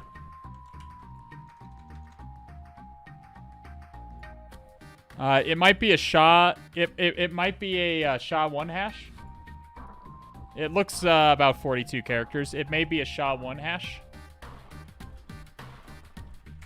SHA-1 hashes have 42 characters, if I remember correctly. So let's see. Let's paste it into hash analyzer. SHA-224. So we can try to crack this. Let's try it at CrackStation first. I'm not sure if CrackStation will operate with that type of hash, but it's worth a shot anyway. It only takes a sec.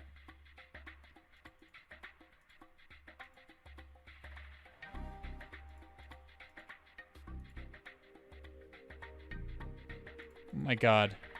Okay.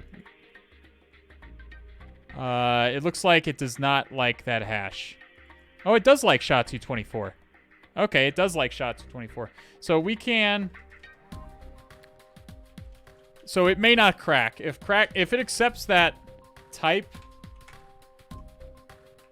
and CrackStation. If TrackStation accepts that hash type, I can't imagine that we're going to be able to crack it with John. At least not in any reasonable amount of time. Although, knowing how the rest of this fucking box went, they probably expect me to have, like, a super cracking rig. So RockU did not crack it. So we can just run it against John with no word list using its default rules. It does detect that it's SHA-224. Knowing this box, it probably expects you to have like a crazy cracking rig, and then to wait 17 hours while it cracks. But we aren't going to wait for that. I'm going to assume that it doesn't want that. How do I... Okay, looking up real quickly just to show... Just for proper OPSEC purposes.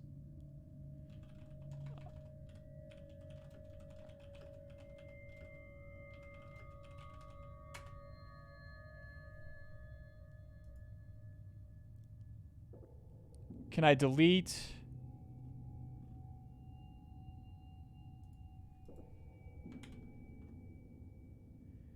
Where user ID is greater than 1. Delete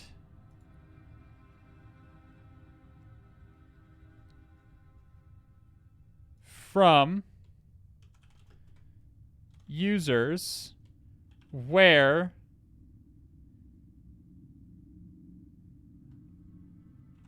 user ID does it need to be in quotes? I always forget what needs to be in quotes and what doesn't. Apparently users needs to be in quotes.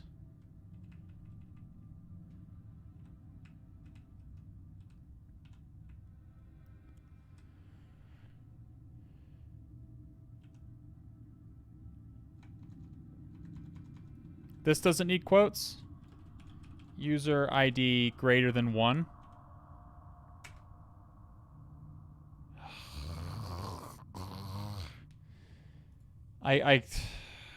What does it want?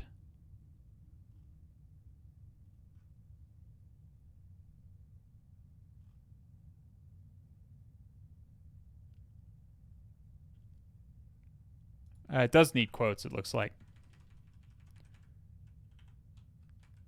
MySQL has such frustrating syntax sometimes. You don't need to do this. I'm just demonstrating it for OPSEC purposes. Quote not needed for table name? Okay, well...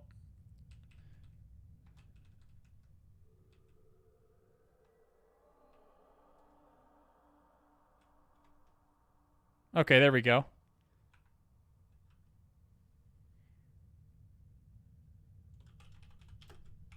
Hey, listen. What? Backticks, not single quotes? Why do we need backticks? Okay, well, it didn't work. Why does it need to be backticks? All right, we'll try it. Okay, that time it said 13 rows affected, so I'm assuming that worked. There we go. Okay. For OPSEC purposes, obviously that's a good idea. Not really necessary for a CTF. I'm just demonstrating it, okay? So for good OPSEC, we'll do it for the OPSEC, okay? So at this point, I wonder if there's a way we can get a better shell. We do not see a .ssh. Was there SSH in our... Does anyone remember if SSH was open? It is. Okay, so SSH is open, so let's go in here, and let's do...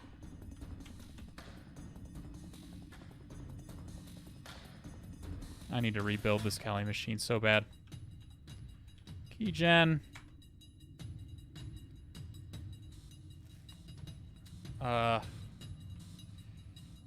Ben. Was it Ben? Bill.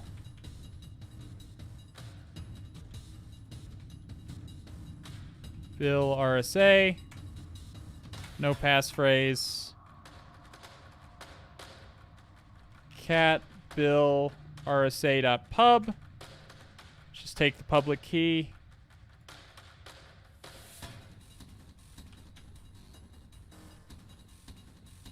Echo.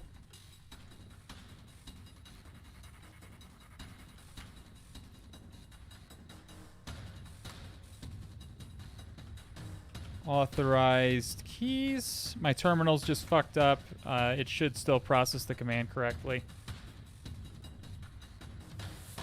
Oh, I move authorized keys into .ssh.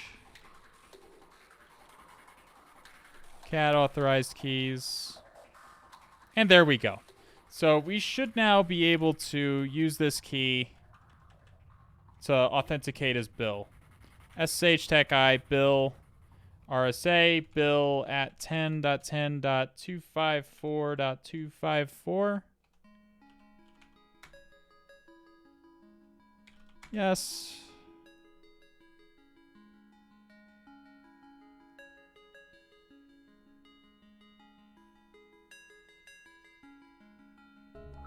Have you checked the box time? Good idea. Oh, shit. Okay. Listen, I don't want to alarm anybody, but there were 22 seconds left on the docs time, okay? Let's all be calm. This is Zen. This is a Zen stream. But there were 22 seconds left on the box time. Well done, Killer 22. Well done, Killer. You got it. Nice. Cutting it close. Not even close. We had 22 whole seconds. It wasn't close for at least another 15 seconds. All right, so now we have SSH access. So we like SSH for two reasons. Number one, much more stable functional shell. Okay, we're connecting to the box the way it's meant to be connected to at this point. Okay. Number two, less OPSEC considerations. Okay. There are less OPSEC considerations. At this point, if I was on a red team assessment of some kind, I would kill, and I had OPSEC considerations, I would kill this entirely. Because if you look at PS AUX here, well, you can't really see it here. Let me set my terminal really fast.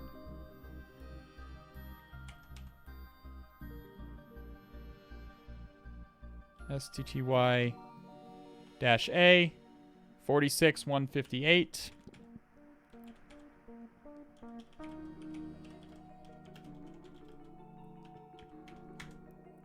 Let's do it again. There we go. So this doesn't look great. If you're looking at a process list on your box and you see this, doesn't look great. Nor does this. So these are two not very great processes to be running. This is the opposite. This is the opposite of looking legitimate. Whatever the opposite of leafy bug is, that's what this is. Okay. Now, if you're using Meterpreter or Cobalt Strike or something like that, Cobalt Strike doesn't really have a Linux beacon, but it can connect to Linux through SSH. So I guess that doesn't really apply. But if you're using like a Linux Meterpreter, it's going to hide itself much better. But in general, this looks pretty bad. So if I was on a red team assessment, I would remove this, or I would kill this now that I have SSH, because SSH looks much more legitimate and blends in with legitimate traffic much more easily. Does that make sense? If you find this, yeah, you just pull your network cable immediately. If I found this on my, if I was running like a Linux web server and I logged in and I saw this, I would immediately kill it. I would immediately just disconnect the server from the internet. That would be alarming. So let's do Stream Raiders. Any result from John? My guess is it's not going to crack. And the reason I think that is because usually if stuff in TryHackMe and Hack the Box, if stuff is meant to crack, it cracks pretty fast. Or CrackStation cracks it. In this case, no, it has not cracked yet. If I was on a real assessment, I would use Hashcat. I would use Hashcat to attempt to crack it. The only reason I use John here is because in order to make full use of Hashcat, I have to run it on my host, my Windows host, rather than in the VM, and it has a tendency to crash the stream. What wordless is it using that went through RockU so fast? It doesn't take long to compute a SHA hash. SHA-224 hashes don't take very long to compute.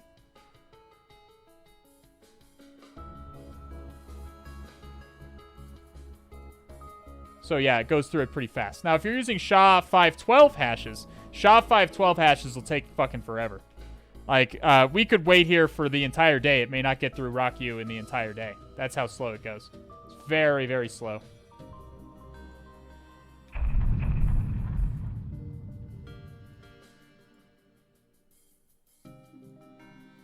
B0, how the story ends, and our name.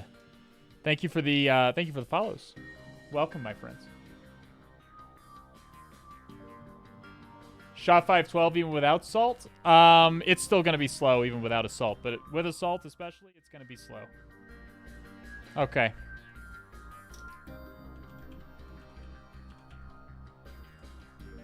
All right. So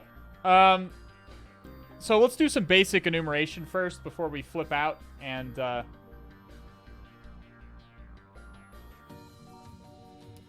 before we flip out and start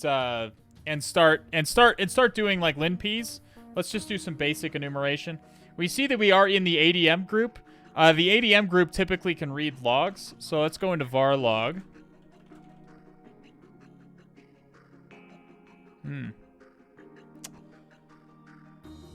This is interesting. That is not installed by default. That would be why we're in the ADM group. Okay, who knows what logstash is? Does anybody know what logstash is?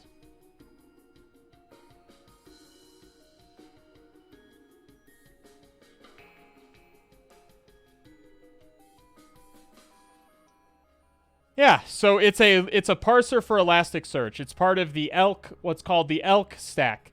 ELK stands for E, Elasticsearch, L, logstash, and K, Kibana. Kibana is the web front end for all of it. Elasticsearch is the database, and logstash is what parses the data that goes into the database. Does that make sense?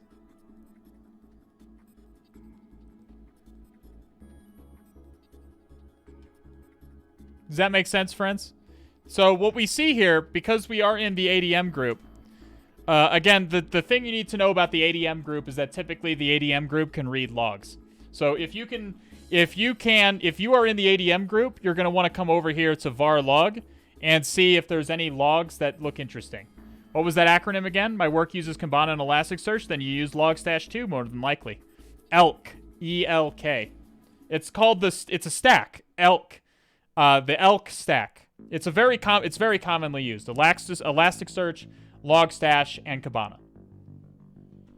Cloud stuff. I mean, Elasticsearch is used for a lot of stuff, but yeah, cloud. It is kind of cloud stuff. It's sort of a different way of doing databases.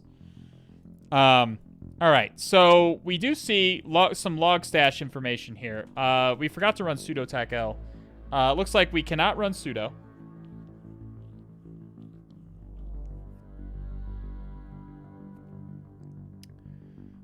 So the first thing we can do, are there any exploits for logstash?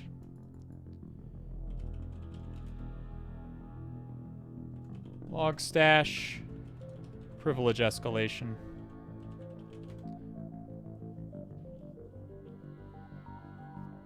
Cheaper than Splunk? You could use it for you could use it for the same thing. Logstash, hack tricks, perfect. Used for collecting, transforming, and outputting logs. This is realized by using pipelines. I worked with the ELK stack in my dev days, so I do remember this. The service gets interesting when having compromised the machine, which is running logstash as a service. The pipeline configuration file specifies the locations of active pipelines. So let's check that out.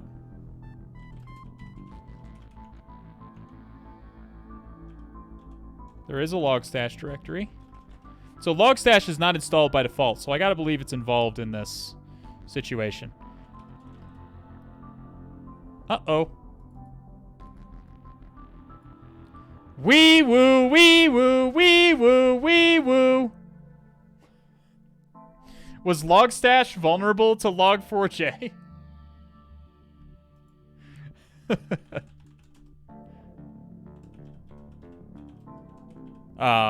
Looks like other people were wondering the same thing.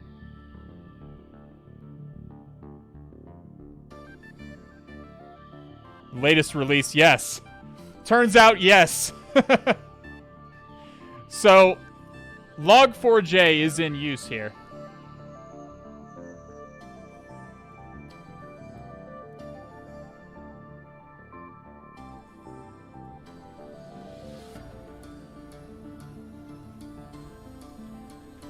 Pipelines.yaml.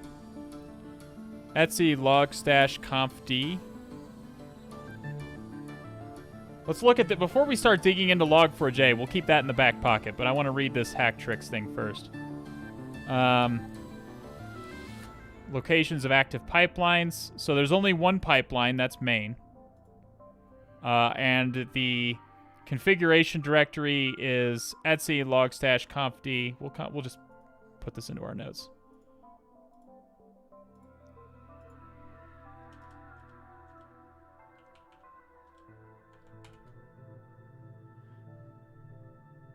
I'll take a wild guess and say yes. It turns out that you would be correct. Okay.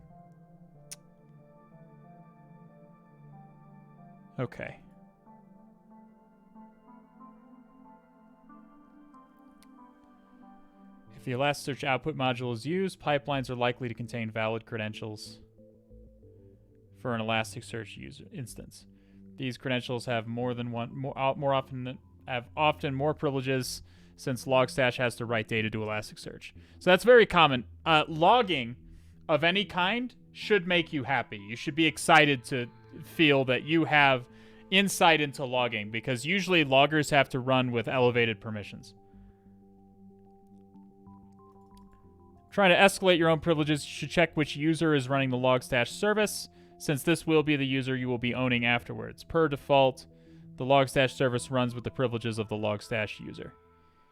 Check whether you have one of the required rights. You have write permissions on a pipeline.conf file. So in that case, that would be write permissions over this. That'd be write permissions over that.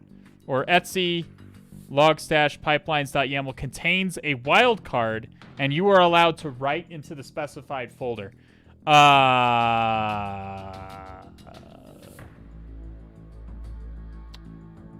That's yes. That's a yes, chat.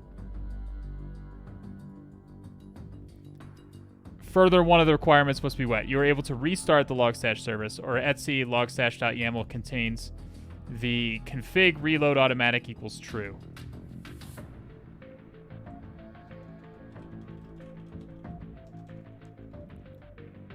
What was it? Logstash.yaml?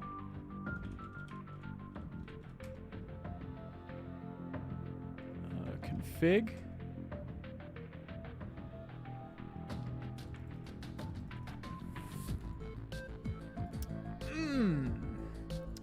You love to see it. You love to see it. When you're just reading a hack tricks and it's like, here's how you test if you can use this to escalate. And it's just all the things turn out to be true. You love to see it, okay? If a wildcard is specified, try to create a file matching that wildcard. Following content can be written in order to execute commands.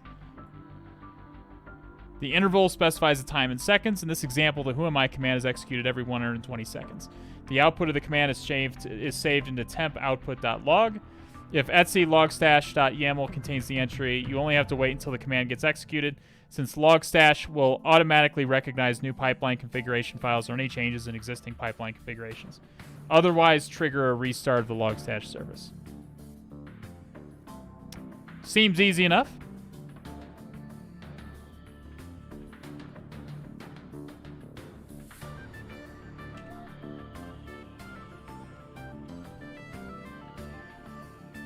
So let's go into... What was it? It was in conf-d. Let me check the location again. Conf-d. Logstash-sample.conf. Okay. Vim Cthulhu.conf.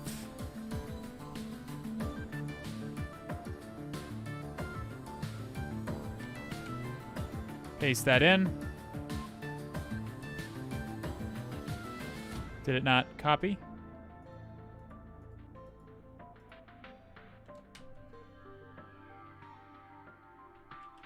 Come on. Set paste. Does not seem to care for my copy paste right now. I guess we'll just type it in. It's not too much. Input. Exec. Command. Who am I?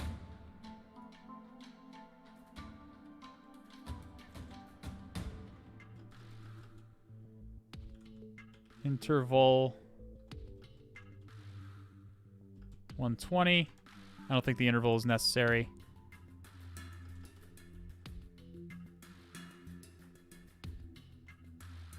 Output.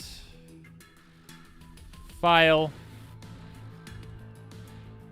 Path.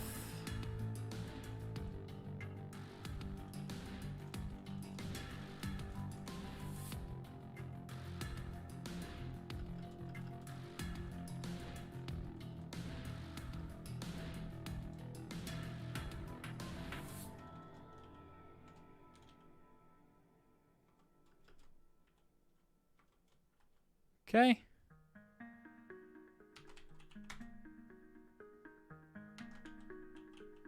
Come on. Can't... Oh, I don't have write access. Do I not have write access to this directory? Oh, that makes me sad. I thought I did. Did I not check that? No, I have read and execute permissions. So I do not have write access to this directory.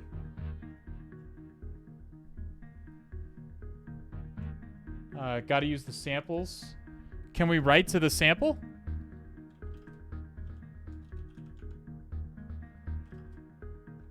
Oh, we do have write access to the sample. Oh! I thought I checked to see if I had write access to the directory. No, we just have write access to the sample. Okay.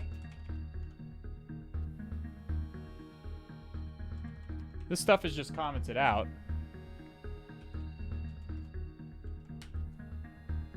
No, we don't want comments.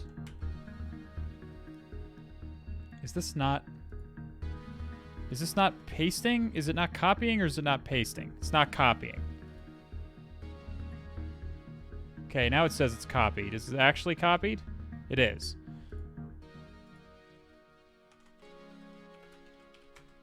That should fix the indents. Okay. Paste that in. So it should have executed already, I think.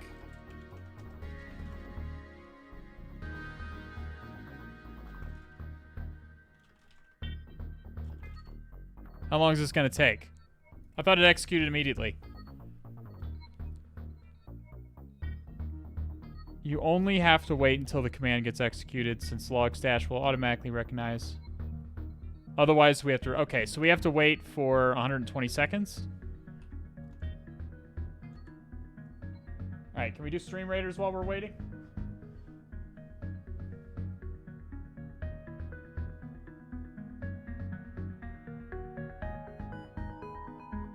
Yeah, you could use watch as well. Yeah. How does watch work? Tech at 10. We'll just do ls tech LA.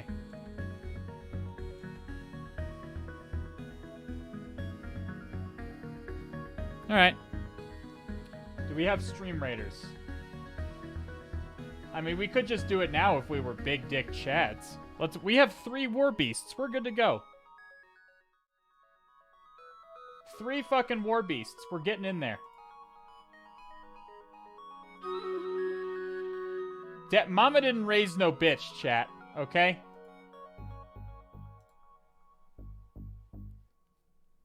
We have 3 war beasts. No way we lose this, okay?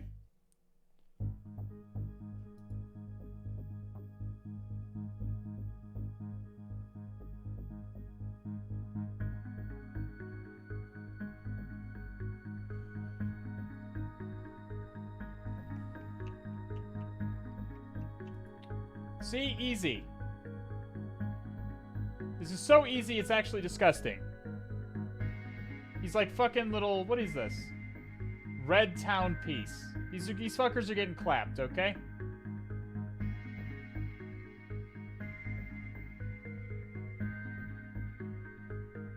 Did you take a look at Rostamhouse? Yeah, I bought the course. I haven't worked all the way through it yet. Just haven't had time.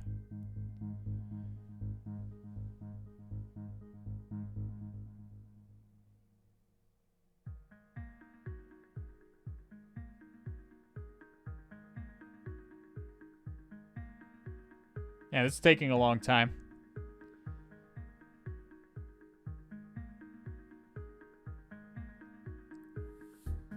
What the hell? This little red guy is killing us? What is happening? What is going on? We don't do any damage. Oh, we just have a whole bunch of healers left, it looks like.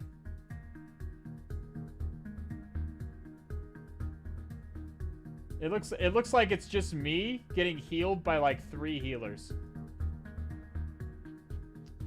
Okay, well, the joke was on me, I guess. Because you fuck you, killer, okay? Mama didn't raise no bitch, okay? That's what I've always said.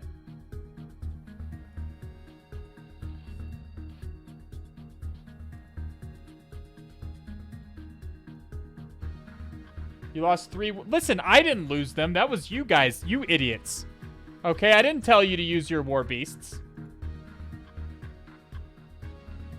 You'll easily win the... Listen, just a guy. It was high risk, high reward.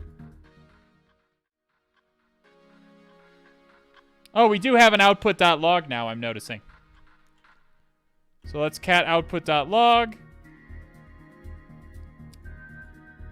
Da, da, da, da, da, da, da, da. Yay, there we go. Okay. We did it, chat. Good work. So at this point, we can just kind of do whatever.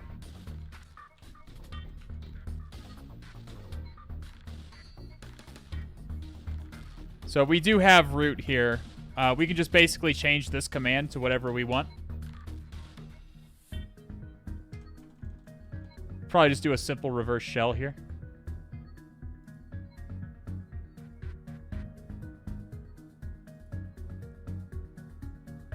Let's do 8444 instead. You could put any command in here you wanted, but...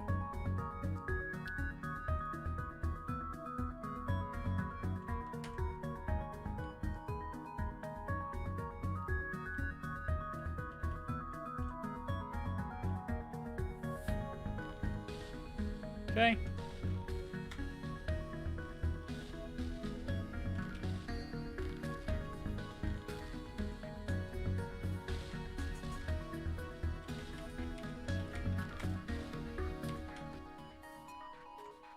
I'm gonna change the interval.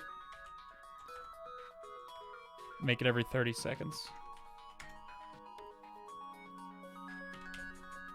Alright, now we just wait. In a real assessment, what would you prefer in this situation? Reverse shell or setting the SUID to bash, and why? In a real assessment...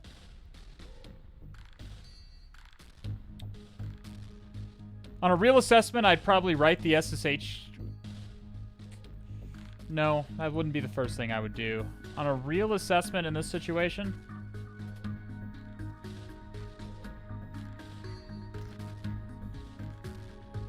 I think I would like the reverse shell.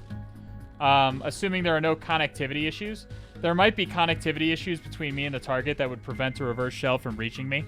In the case that I don't get a reverse shell, or I can't catch, that I don't think I can catch a reverse shell, then I would use the bash set UID. Typically in a real assessment, you have considerations of firewalls in your way and network segmentation and so on and so forth. So it would depend on what I think would blend in with traffic the best. If I thought a reverse shell would blend in with traffic the best and I would be able to catch one, then that's what I would go for. And the reason is simply because setting bash to set UID is weakening the security posture of the machine ever so slightly. Like if another attacker is on that machine, I've just given him a free privesk. Because set UID binaries are commonly checked for privesk vulnerabilities. So But after getting the reverse shell, after the first thing I would do after executing whatever I did that got root would be to set my key into the root's authorized keys file. What I'd also have to check SSHD config to see if root is allowed to log in via SSH. And if they are, I would set their key into the .ssh directory or into roots.ssh directory, and I would SSH in as root. That's usually going to be the easiest way. But we do have root here. We do have root. So cd root cat flag2.txt, and we do have a shell, or we do have a our second flag. There we go. Well done, chat. Well done. Other than that stupid, it looks like this guy wrote this looks like a cron job that's restarting the logstash service, even though that configuration was set in the configuration file. This guy is restarting the logstash service every so often as root. And that's it. Any questions about this machine, chat? Pretty cool. Barring that shitty beginning where we had to go buster, presumably literally forever. That was a pretty damn good box. I enjoyed it. The SSTI, the filter evasion, or the filter bypass, I should say. All that stuff was really, really interesting to work with. Does anybody have any questions about that whole box? Did John find anything? Good question. Probably not, but we can check it. No. John did not crack the password. I really liked this box. It was good. It was a good selection. Again, except for the beginning, which apparently you're required to go buster literally for 1,000,000 years. Really, the only change I would make to the box is put a little hint, as in, like, maybe put some functionality on the webpage that points to a non-existent registration form, so that I know that the registration form exists and I can kind of guess where the page is, rather than use GoBuster to brute force. Time for another box? Nope. I think I'm gonna cash it in there. I didn't sleep very much last night because I had to get Helen of Tor to the airport at like 6 a.m. So I think today I'm gonna work on. I'm gonna eat something as well. I haven't eaten yet today. So we're not gonna do another box today. I missed a few streams, and now you have Patreon. I've had Patreon for a while. Speaking of Patreon, this week I am putting my foot down. I'm definitely producing some Patreon content this week. So there's going to be a new video. I'm going to focus on antivirus evasion for this new video. We're going to go through a few methods of obfuscating a binary to get past antivirus. And that's going to be on Patreon. It'll be on Patreon for probably 2-3 months, maybe, how arbitrary long I decide to wait. And then I'll probably move it to YouTube and I'm going to try. I really need to get more Patreon and YouTube content out there. I've been focused a lot on the holidays happened, then Helen of Tor visited, and it's, jeez. A lot of stuff's been happening, but yeah. We're going to have new Patreon content coming real soon. Danarchist with the 6 months. Welcome back to the All Has Red team. Thank you so much for that prime indoctrination into the cult. Just keep it on Patreon? We could just keep it on Patreon, sure. I'm just trying to figure out how I want to do my content creation going forward. YouTube might delete it. They do get sneaky about that kind of stuff. But there's I'd have to put a disclaimer at the beginning, like, please use this for ethical purposes only or whatever. When you encounter an old machine, there are no stupid questions. Well, there are, but typically chat does not ask stupid questions. So, when you encounter an old machine that doesn't have currently support the main tools methods to enum for privs, such as Server 2003 or something like that, what do you do to help enum? You live off the land. Server 2003 is still going to have net commands. It's still going to have net.exe, and it's still going to have your basic Windows DOS commands. You just don't have PowerShell. Music might have DMCA. No, one of the reasons that I'm using the FTL soundtrack is it does not DMCA on the FTL soundtrack. What does reboot.w do?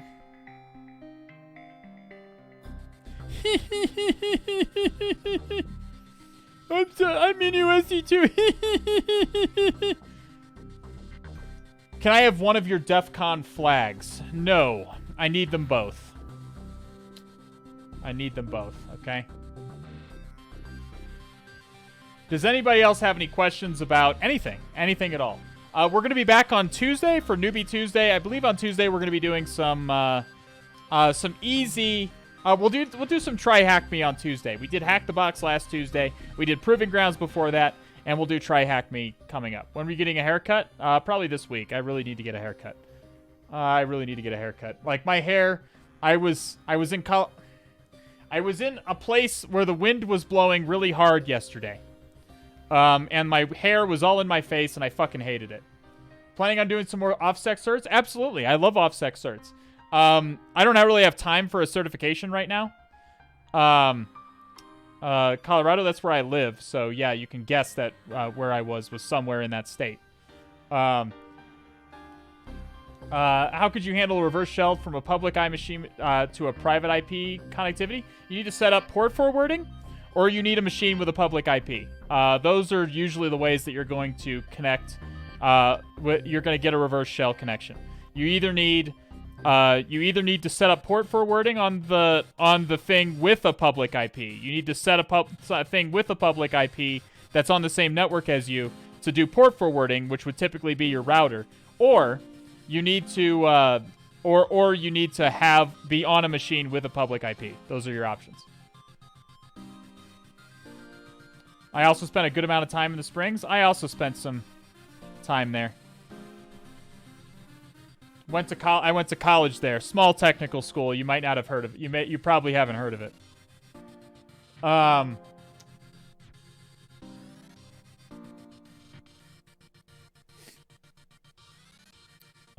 Good job for not molding. We kept it together, Hours and Dreams. We kept it together. It was a good box. I liked it.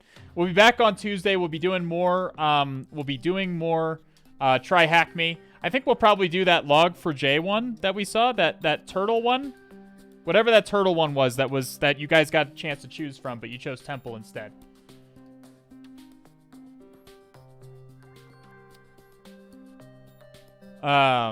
It looks... Do we have anyone to raid? Nobody is streaming. People just want Sundays off now for some reason. People are... Like, look at all these fucking InfoSec streamers spending Sundays with their family and shit. Like, what degenerates? Honestly, do these people even hack? Are these people... This is embarrassing. Honestly, it's embarrassing. No, we're gonna be raiding Warplays. He's doing some Try Hack Me right now, so bring him some glad tidings of Dread Cthulhu. As always, feel free to reach out to me on Discord. Oh shit, Tuesday, I'm commentating I'm commentating this thing. I'm doing a collaboration with Security Weekly, and we're commentating the company Polarity. You might have heard of them. Is doing like a little CTF competition for their employees. And I think I don't think it's just their employees, but my point is I'm working with Security Weekly on that.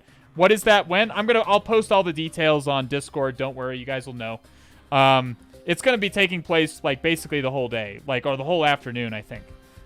So look for that. I may not stream that day just because of that. I'll have to see exactly what my obligations are that day. But that's going to be a lot of fun. I highly recommend checking that out. Again, the details will be on the Discord, and I'll also tweet about it too. I probably have tweeted about it already. Anyway, bring War Plays glad tidings of Dread Cthulhu. I'll see you guys again on Tuesday.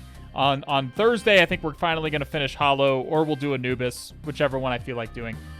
Go to bed tonight knowing a little bit more than you did yesterday. I'll see you guys again when the stars are right. Have a good night, day, or whatever time it is, wherever you are. Get vaccinated. Stay safe. I love you.